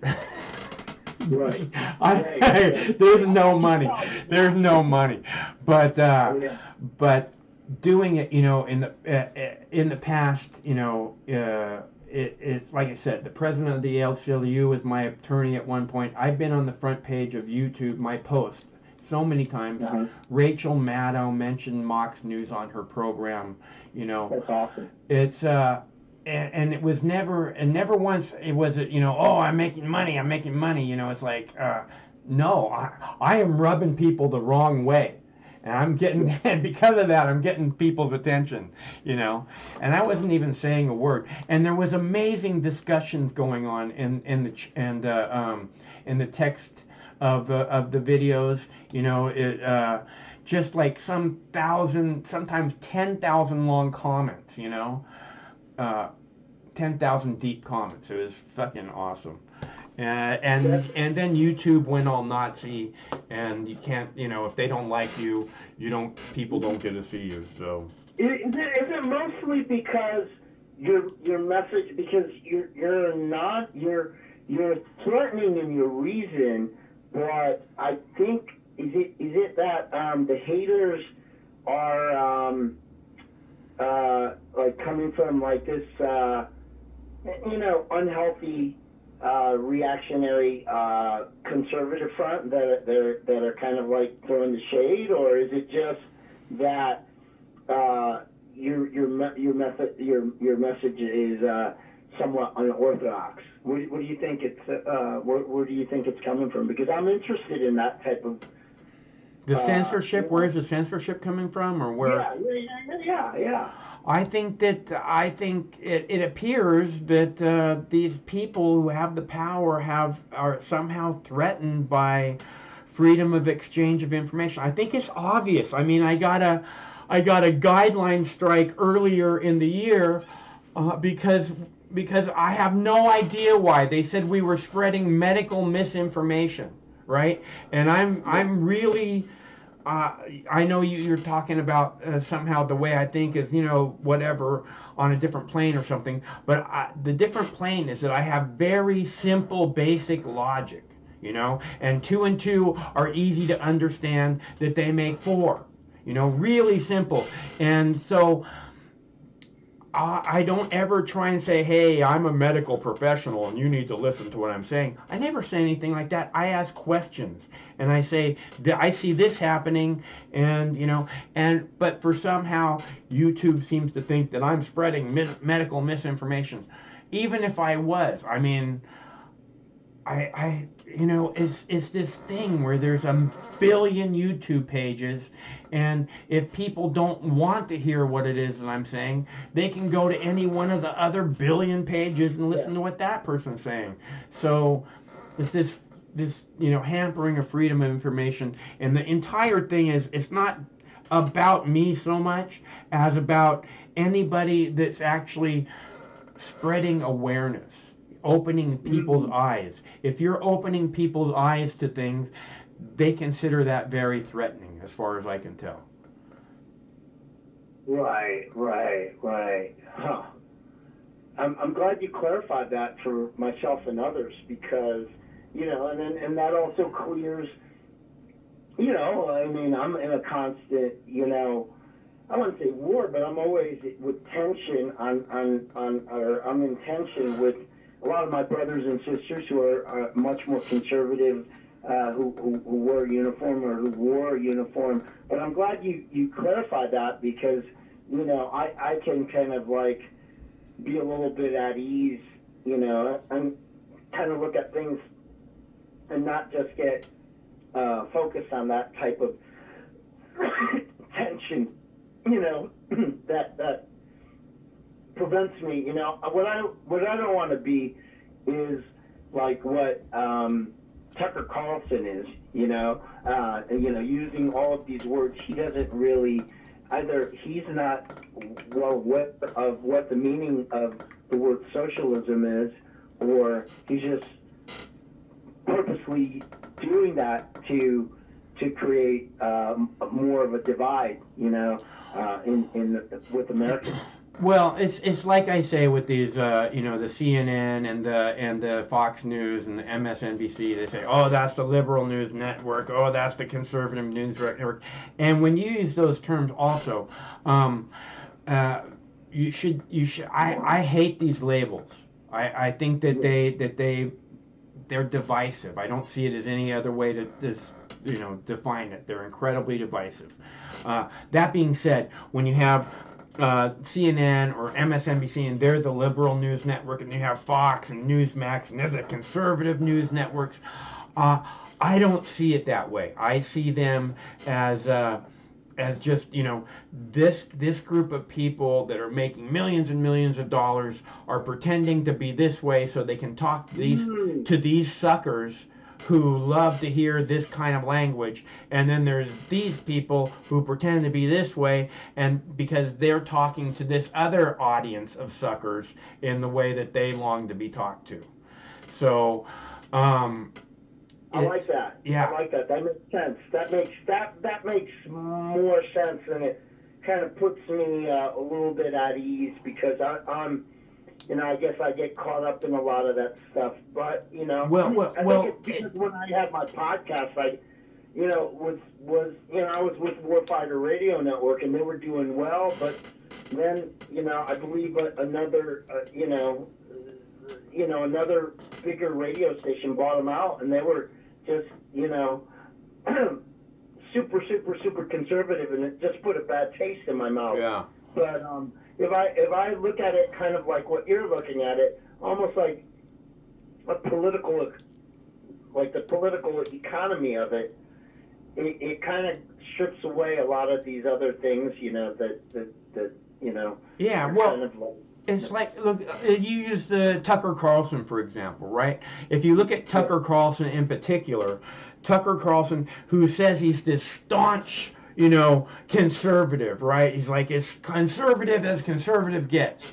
And I kind of like Tucker. Not that I like any journalist, but I kind of like what he does, because he sometimes is kind of anti-war, and sometimes is kind of kind of pro, you know, freedom as far as ending the drug war, and then he does UFO shit all the time too. So, but my point is that Tucker Carlson, if he was this incredibly staunch conservative that he poses to be, then he would not have had his own television show on MSNBC, because those guys are the enemy. Those guys are the ones that are ruining America. So obviously, so he had his own show on MSNBC. He had his own television show on MSNBC for at least 3 years. Wow, I didn't know that. And he had a show on CNN before that. That's where he got his start, on CNN. Wow, you see, you know, yeah, that's good. I'm glad you informed me about that. You see, I didn't even know that, and yeah, you're right about that. He did have Jimmy Dore on a couple times, right? To talk about the anti-war, you know. Yeah. Yeah, no, all I'm saying, though, is that it's theater. You know, they're not this, like, because if Tucker Carlson was anywhere near as conservative as he portrays himself, and MSNBC being the enemy that's ruining our country, why would he ever, you know, work on that channel? You know, which he did for at least 3 years. It was around the same time Keith Olbermann has his show on that channel. It was before Rachel Maddow came along. Got it. Well, sir, I want to get you know, before I have my VA meds kind of like kick in, you know, I just pass out. I want to kind of get your. Are you using cannabis? Yeah, I mean, I came across. So I did a month-and-a-half long motorcycle ride throughout the South. And I came across, when I was like in Gatlinburg, Tennessee, I came across some Delta 8. What is that? I mean, it's pretty good. I use it. I don't take too much about it. I almost wrecked in the Smoky Mountains because I took too much of it. But you know, yeah, it was good. It kind of relaxed my body. I think it's one of the healthiest things you can do is to eat cannabis. Because we have cannabinoid receptors all throughout our body. We have a cannabinoid receptor system. It's really important. I think that for you know, hundreds of generations, our species has eaten cannabis, and that's partially why we have this cannabinoid system. And I didn't know that. Yeah. From what I understand, the very first cultivated plant in the history of humans was cannabis. And it has a long history, you know, up until, you know, about 100 years ago, 70 years ago, it wasn't, you know, there wasn't this fucking stigma attached to drug use. You know, people use drugs, man. It's, you know, it's like alcohol. People use alcohol. That's a drug. Nobody seems to have a problem with that. But Socrates was really into, you know, shrooms and, you know, a lot of that stuff. I mean, he was a 4-time veteran. I mean, he needed to have his body healed from all, you know. The mushrooms are supposed to be very psychically healing. I mean, if you have a lot of psychological issues from, you know, trauma. I understand that my experience even with psychedelics has been that it really helps me if I'm carrying on this trauma where I keep playing it over and over in my head. If I do a fair dose of psychedelics, that somehow it gets out of my head, where it's still there, but it's not like playing all day every day. You know, it's way back there. So if you have issues like that, I highly recommend magic mushrooms in particular, it's good to have somebody around if you're not experienced. But cannabis, they're doing. So you were saying, Mike, about the thing about the cannabis. So we have this because in the ancient, like going back to primal time, people were eating it and. I think so. But actually, what I understand is that pretty much every living creature, that walks on the earth or swims in the ocean has a cannabinoid system, which I don't know where they're getting it in the ocean. Right. But I know humans do for sure. And my theory is that the brain is just covered in cannabinoid receptors, and the U.S. government is the only patent holder for cannabis, right? They have a patent on cannabis, and when you make a patent on something like that, a medicine, you have to describe what it does, right? And the U.S. government patent on cannabis says that it has brain rejuvenating qualities. So in Israel, they're doing studies with cannabis and Alzheimer's and dementia, and they're having amazing results. So, and you know how you always hear these stories about how somebody gets cancer, right? And they take all the medications that the doctors just prescribe everything, and they take it all, and then, it doesn't help. And then out of desperation, when there's nowhere left to turn, they try cannabis, and all of a sudden their cancer goes away. Have you ever heard those stories? Yeah, I've heard. Yeah. So my point being is that every time I hear one of those stories, the first thing I think is, man, it's too bad you waited to get the cancer to start eating cannabis. Yeah. I kind of, my mom died of cancer, and I wish, to be quite honest, that she was a church woman, but I think I could have talked her into just getting into that, because she had it for 12 years. God knows the relief she would have had in her life. Well, if you have that issue again, that you're dealing with a church woman, what you want to do is you want to pull the Bible out, and right at the beginning of the Bible it says, "I give unto thee all seed-bearing plants to use as meat."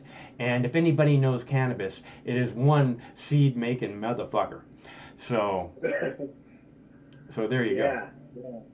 Yeah. Well, you're all knowing, man. I'm gonna tell the Illuminati on you, man. Don't worry, they got a big thick file on me already. Yeah, I don't doubt it. It's funny because it's true. Yeah. Well, God bless you, man. I'm gonna this Friday. I'll probably be in Charleston, but I'm gonna do some research on Fort Wagner and the 54th Massachusetts Infantry. The right on. colored unit. Right on. Based on glory. But you writing a book or something? No, I'm doing a doctorate at Columbia right now. After I retired, and it's very controversial because I focus a lot on war trauma based on narratives of troops, non-traditional troops of color. I'm not trying to make it a black or white or brown thing, but I do think that there's something about troops who either you're from the 442nd, Japanese American unit, in World War II, or the 54th, or people like me who, are caught up with America but are not part of that traditional narrative, who end up serving.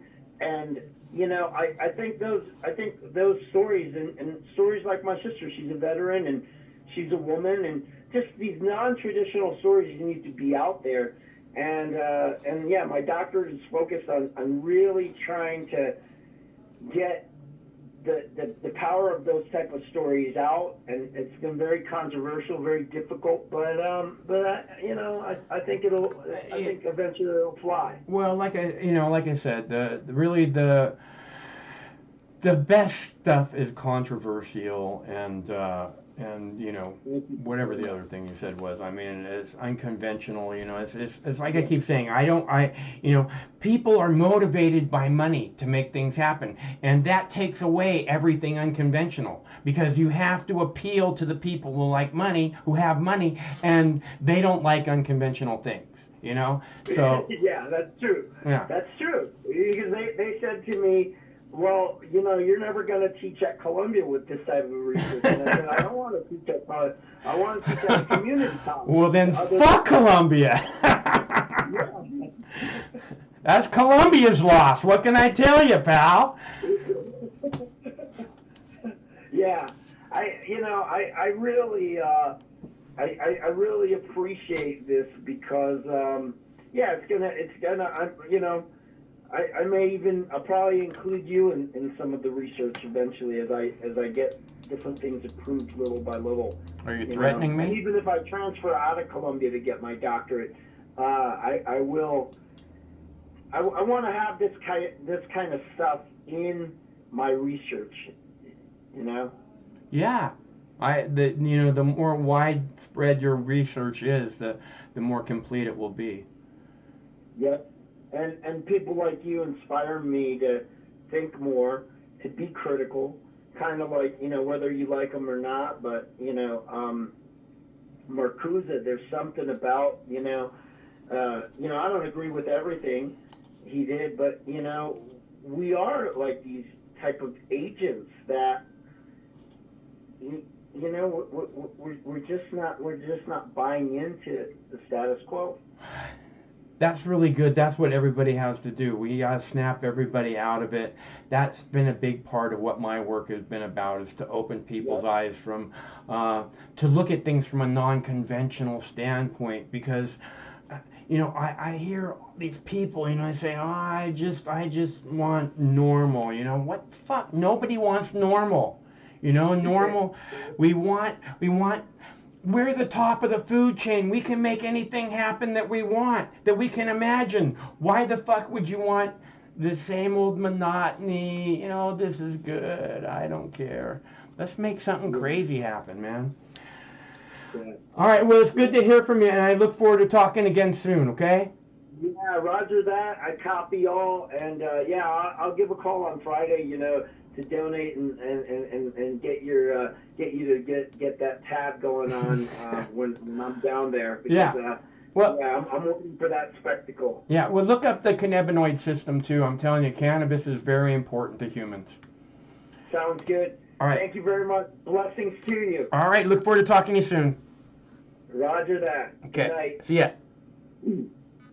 All right, Craig says we have a caller holding from Canada. Fucking Canadians. Fuck Canada. As South Park would put it. Have you guys seen that movie?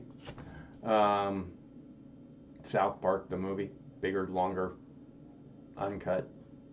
I've watched it many, many times.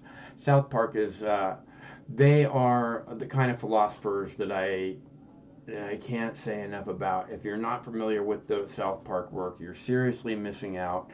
It's this topical. It's always been amazing to me, actually, how topical they are. They will do shows the night of the election, right, or the night after the election, and the show will be about exactly who won. And it's not that they do the show two different ways. It's they do it in the moment. And they're incredibly brilliant, and we're lucky to have them. Hello, caller. Hi, how are you? I'm calling from Canada. What's up, G? Not much. First time watching your live, but I've been following you for a long time. Right on. Well, we're glad to have you. Thanks very much for calling. My pleasure. Yeah, my parents are from Afghanistan, but my background, I grew up in Canada. Right on. So were you born in Afghanistan or Canada, or where were you born? I was born in India. Right on. So I came in Canada when I was like kindergarten. Cool. So I grew up here. And Canada is a great place to grow up, right? Of Of course, of course. Yeah, it seems I love Canadians, so I would love to have a Canadian girlfriend. Although girls are kind of all crazy, so. Yeah. But yeah, America's a nice place too. America. I don't think it's quite as friendly as Canada, from what I understand. It could just be, some kind of, fantasy of mine that Canada is friendly, but it really looks like a friendly place to me. Yeah, Americans don't beat behind the bush. They're very vocal, like, on their opinions. When I visited Virginia one time, yeah. So, what do you think about Afghanistan? I mean, does this affect you looking at it, but not actually having ever spent time there? Is it affecting your folks a lot, or? Yeah. Like, even it's affecting me too. I've never even been there. Yeah. So, And in what way is it affecting you? Like, when I saw them taking over and, like, taking down our flag, it made me really sad. I never even been there. Yeah. Well, go ahead. When, like, all of our people, like, whether people who were never even been there, just born in Canada or born elsewhere, or people who never been there, just grew up, it's affecting everyone. Like, it made a lot of people cry. And it was like, because it's not like our identity. Because, we're first generation in this country. We're proud to be Canadians, but at the same time, like, we kind of have an identity too, because we look at other people and they're like, they have their own identity, and it's important for us too. Of course, everyone has their own heritage, and it is important. It's important to all. It's what makes the world an amazing place. Is that we're not all the same vanilla ice cream. We got the whole 31 flavors going on. Yeah, and like over the years, I've been watching your YouTube channel, and since like those videos about like Gaddafi and stuff, so I've been like learning a lot about like geopolitics from your channel and just YouTube in general. Yeah, there's everything's on the YouTube. Yeah, I really remember those videos when you were posting. I think it was about Gaddafi, right? Yeah. How they took over that country and like they ruined that country and stuff. Yeah, it took took a matter. Made me learn about my country myself. Yeah, it's the way that it just seems like our government just breaks everything, man. It's like they don't. I mean, Gaddafi. Those people loved Gaddafi. You could get free college in Libya. They had a very high standard of living, especially for that part of the world, and they were very happy. And then the United States bombed the shit out of everything, and now they're selling slaves in the street in Libya. You said slaves, yeah. Yeah, they're selling slaves in the street in Libya now. Yeah, it's like so many people are trying to flee from there to Italy and other places, I believe. Yeah, anywhere they can go. About my country. Yeah. Was like, I believe the Taliban is brought by joint Pakistan, America, multiple countries deal. It's because they're after this country above Afghanistan called Tajikistan. Yeah. So, like, this whole point of bringing the Taliban, I just noticed, was because of they want to take over Tajikistan. They want to topple those governments. Because, like, I was watching, like, your videos and the other videos. It started to make sense where they have, like, this great game where they want to topple governments and try to create in Europe there's a European Union. It may be a conspiracy, I'm not sure, but in North America they want a North American Union. Africa they want an African Union. Yeah. So it appears like they're trying to topple some of the governments there. I think that they're trying to create chaos wherever they can and then rush in like they're the heroes who are going to solve everything now. You know, I don't see anything good coming from our government. And it's so unfortunate. I mean, it doesn't make any sense. We could have the greatest government in the world, but you know, where we could be helping everybody make the planet amazing. And instead, we're just spreading death and destruction, and it's disgusting. Yeah, and it's creating refugee crisis in Germany and other places. All and over the these world. People like I grew up here, right? But then these people that come from Afghanistan, their culture and their level of education is hard for them to assimilate. So like when they go there, there's a huge clash in Germany and United Kingdom and other places because they go there and they think they get house and everything, but then when they come here, they see all the housing market, everything is so expensive. It's like so destructive around the world. You know, again, this we can't go around spreading death and destruction. If we can't do better than going around the world spreading death and destruction for profit, then this species deserves to go extinct. Okay? It's that simple. And then I believe that after, if the Taliban do capture Tajikistan, I think the United States will just bomb the place all over again, just like what they did to Iraq and Syria, where they got rid of ISIS. So they're going to keep quiet. I believe they're going to keep quiet as the Taliban do war atrocities, do ethnic cleansing and stuff. Why do you think capture? Yeah, why do you think that the Taliban is going? Is there not Taliban in the Pakistan? The issue is actually there used to be Taliban in the Pakistan. Oh no, I know there is Taliban in Pakistan, but you're talking about a different country. You're talking about Pakistan, didn't you say? Or what did you say the country is they want to invade?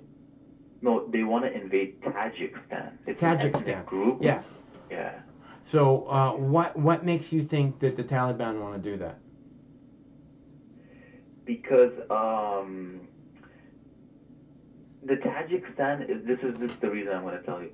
It's because first, all of the countries above Afghanistan are Turkic countries, and they are all they all relate to Turkey, which is a bit farther away from Afghanistan. Yeah. And then next, the border, there's China, and then there's Pakistan, and then there's only one Persian country, which is Tajikistan, which they want to invade. And these are it's an ethnic group of Afghanistan, and they are an ally of Iran. So Tajikistan, Afghanistan, and Iran, these are three countries where they're Persian speaking and they're not Turkic. And the problem is Turkey, Pakistan, and China, they are all have a stake, all have a stake in Afghanistan, and they support the Taliban to take over this country that they want to invade called Tajikistan. And this is the whole point of the Joe Biden leaving Afghanistan and letting the Taliban take over. Well, I would be. I mean, you obviously have a different perspective than I do, but I would be very surprised if the Taliban go out and attack other countries.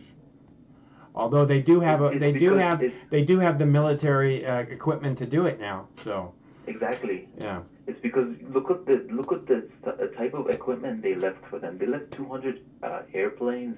Yeah. So much weaponry. They're stronger than the country Tajikistan, and that country has been stable for so many decades. Yeah. And there's also this other part too.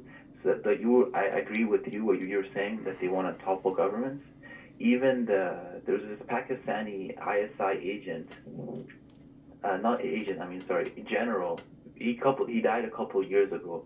He was talking to some other alternative news, and he looked like a conspiracy theorist. This general that works for the Pakistani ISI intelligence service, he's saying that Taliban is going to come back, Sharia law will take over this whole region. He was like saying it as if he's like some telling some prophecy or something. Fortune teller, yeah. You start to understand, yeah. He was saying this like a couple years back, and now he's dead, but stuff he was saying is coming true. Well, I think you know, everybody knew that the U.S. was never going to win in Afghanistan, and that the Taliban was going to move back into Afghanistan. And when the Taliban did move back into Afghanistan, they're going to institute Sharia law. I mean, all these things are fairly obvious. So it's not like he was being prophetic, really. Yeah. Just there's also this other thing is that the Americans also want, at the same time when they invade that country using the Taliban, they also want all of the population of Afghanistan to flow into Pakistan and start partitioning Pakistan. So to create two different states like Baluchistan and Pashtunistan for these two ethnic groups in Pakistan. They want to divide the country because Afghanistan has those ethnic groups there too, and Pakistan has those ethnic groups too. So they want to divide that country too. So they're doing like multiple things in the region. Well, like I said, they have the military equipment to do all kinds of stuff now, so it could be interesting. You know, they're saying that they want to have a better relationship with the world. So I don't think you accomplish that by going out and attacking the countries around you, unless of course you're Israel. But you know what I'm saying. So it's highly unlikely. The two things don't correlate, is what I'm saying. So it will be interesting to see what happens next. There's no doubt about that. What do you think about Turkey being in Afghanistan, like supporting the Taliban? Do you believe that Turkey is trying to cross the China border and try to support terrorism in the China Uyghur state? You know, China Turkestan. Yeah, I don't really know, honestly. I mean, I think that the Afghanistan has numerous resources, and I think that that there's a couple of countries that would love to get, you know, some kind of exclusive contracts with those resources, and they have lots of money to spend, and the Taliban is very interested in that. So I'm not sure exactly what the plan is. I'm sure that there's other more nefarious things going on there, but I really don't understand the situation in that much intricacy to be able to, you know, speculate on what exactly the next thing is. So how do you compare Afghanistan with Libya? Because like a couple of years back, you were posting videos about that country when it fell. Well, I think that you know, Libya went. I don't know who took over the control of Libya. You know, like I said, there's selling slaves in the street. I don't know what kind of government it has there.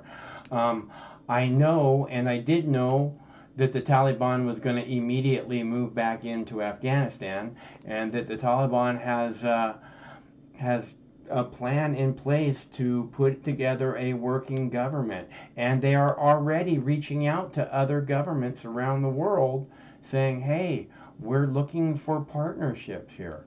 So I don't see the two in similar light, honestly, but I don't really know what's happening in Libya at this time.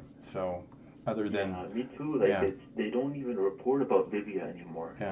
The media. I see something every once in a while in the international news, but it's never like it's not like, it's very, very rare, and it's very, very short in general. And you know, if you don't get backup stories, it's hard to understand. You need different sources, you know, in order to understand stories better, situation better. Hey, listen, I got to take a break. It's really good to hear from you. I hope that you'll be a live viewer regularly now. And yeah, for sure. And thanks for being sticking around for all the years and helping the work get passed around and stuff. I'm glad you appreciate what I've done. Yeah, I tried my best watching your videos, but YouTube is always censoring your content. I don't get notifications about the videos. Yeah. Yeah. We do the live show pretty much Monday through Friday at 7 p.m. Pacific time. I'm having a situation with one of the dogs right now, one of my dogs, and she's very, very sick, and I don't want her to be alone even for an hour. So, and I mean that. So, and she hasn't been for a couple weeks now. So, I don't know that I'll be able to do it in the next 10 days or so, every Monday through Friday, but that is generally, in the most recent past, that has been the program, Monday through Friday, 7 p.m. Pacific time. So you know. Yeah, it was a pleasure talking to you. Thanks for letting me on this. Yeah, thanks so much for your insight, and really and truly, I look forward to talking to you again soon. Thanks, bye. Bye now. Bye. Okay, I have to, I'm done. Unless Craig, you got a caller? I'm done. I need to go hang out with my girl. And I gotta go rub my Boo Bear's belly. I can do that right now. I'm gonna rub my Boo Bear's belly. I'm gonna rub his belly. I'm gonna rub your belly. Oh, look at this Boo Bear belly. Just look at it. Just look at it. Oh, are you smiling? He's got a big old smile. You smiling, buddy? Huh? All right. So, as I was saying, normally we do this every Monday through Friday at 7 p.m. Pacific time. Unfortunately, I can't say that. When I can get out here and do a video Monday through Friday at 7 p.m. Pacific time, I will. Again, I won't be leaving my girl dog alone for 1 minute, though. So if Craig can't sit with her or somebody else isn't hanging out with her, I won't be able to do a show. Because a man has got to have priorities, damn it.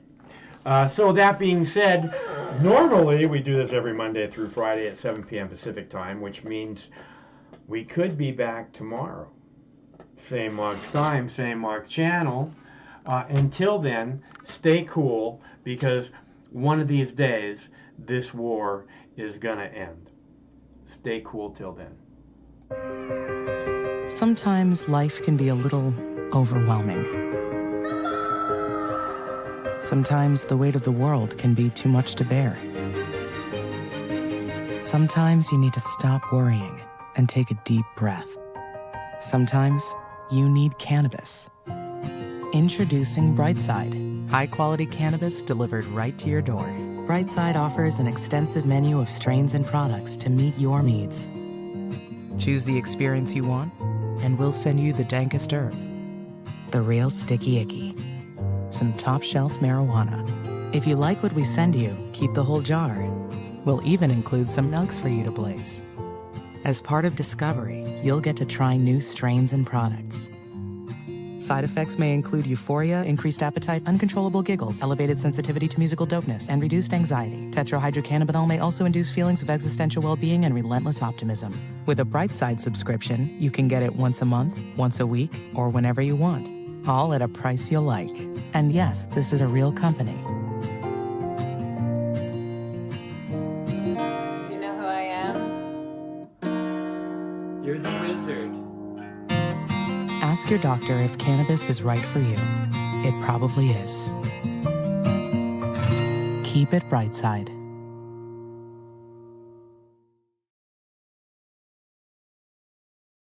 I mean, this coalition of misfits, and they cobble together and they don't attack each other, they stay united.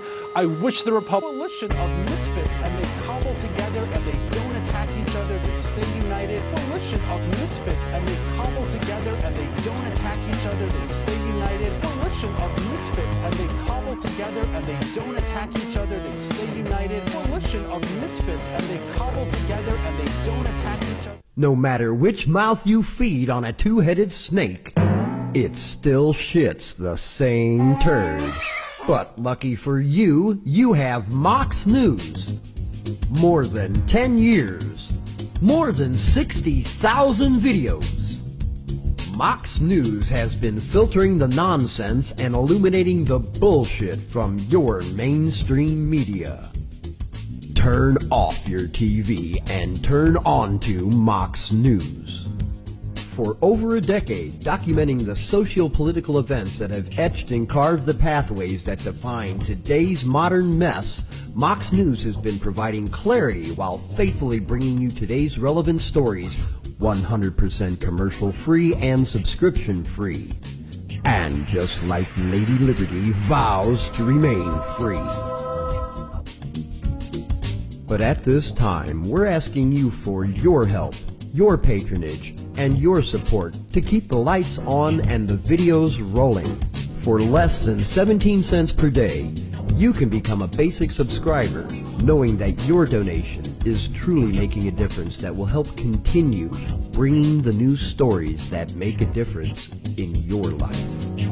Turn on, tune in, and drop a couple dimes today by clicking the link below or visiting moxnews.com and show your support at any level. From a single one-time donation or dedicated monthly subscriber, do it now in less than 2 minutes. All donations are safe, securely processed, and verified using PayPal, Visa, MasterCard, American Express, or Discover Card. As always, we're sure you'll find something of interest each and every day. This holiday season, give the gift of Mox. moxnews.com.